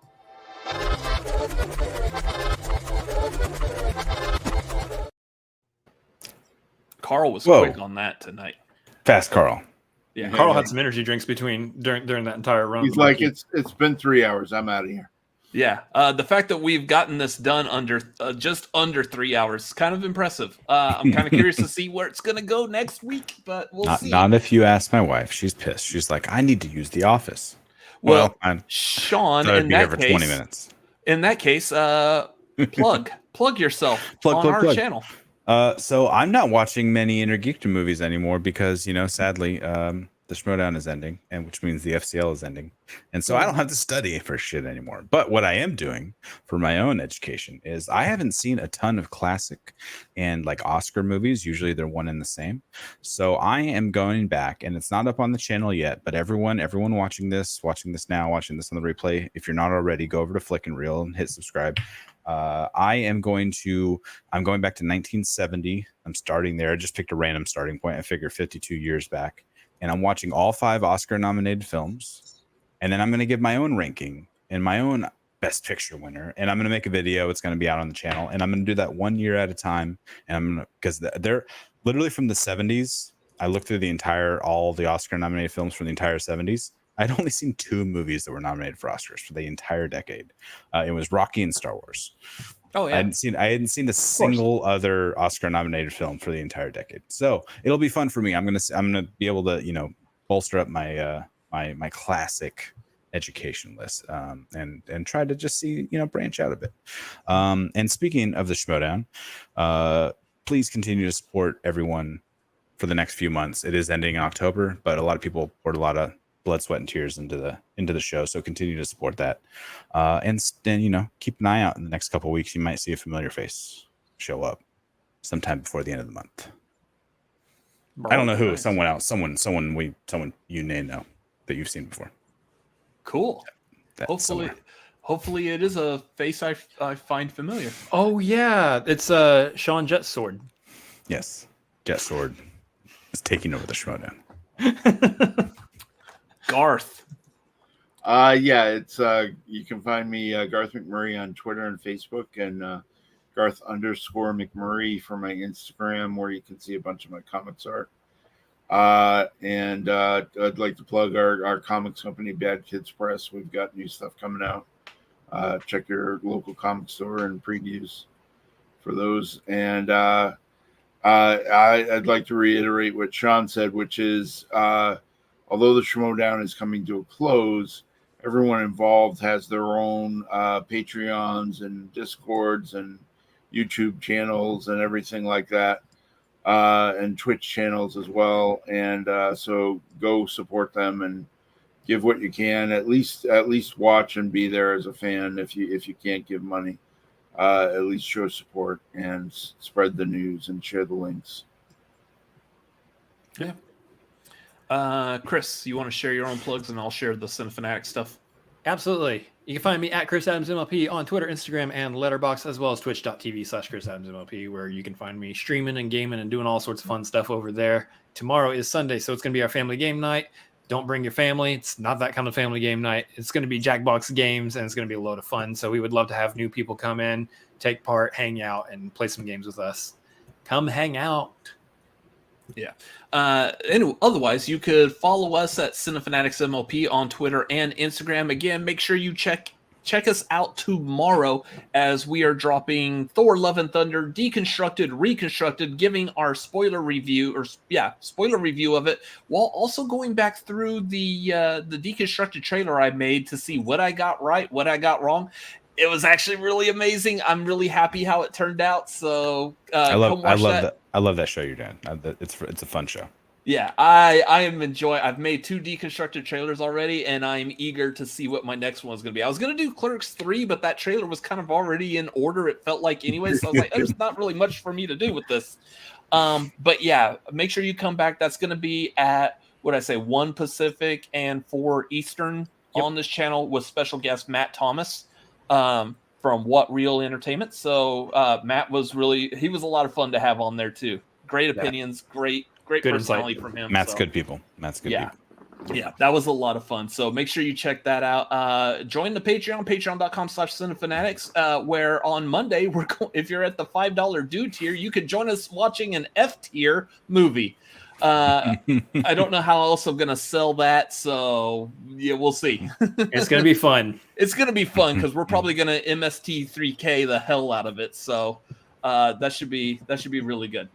Otherwise, what else do we have going on? Tagline on Wednesdays, talking about movie news and stuff. And yeah, just keep an eye out on our channel. You can follow me personally at Robert Adams MLP on Twitter, Instagram, and Letterboxd. I believe I have my own personal list of MCU movies already up on Letterboxd. So I've already ranked them. Me too. Including Thor: Love and Thunder on there too. So go check that out. Follow me on Letterboxd. That would be great. Otherwise, that's going to do it for tonight. Everyone in the chat, thank you for being here. And come back next week. Same Cinefanatics time, same Cinefanatics YouTube channel, I guess. That makes sense. Everyone feel free to come back. Jake, if you happen to have some free time and you want to give your opinions too, I mean, you can come over and... It doesn't have to, though. I mean, you're free. I mean, it's a free world, so... You don't have to. Don't feel pressured to do so. And Sean's going to open a toy on camera. Ooh, I'm doing an unboxing while you're standing off. By the way, become a box for this watch along. He's a bobblehead. We got to keep our eye out for when Rocket and other Thor show up. Yeah. Anyways, that's gonna do it for tonight. Thank y'all for watching. Hope everyone had a good time. We will see y'all hopefully next week for this. Come back. Can you sit here? Can I do this? I need a zip tie. Someone give me a zip tie. Kids, Give me a zip tie. Anyways, later. Bye. Good night.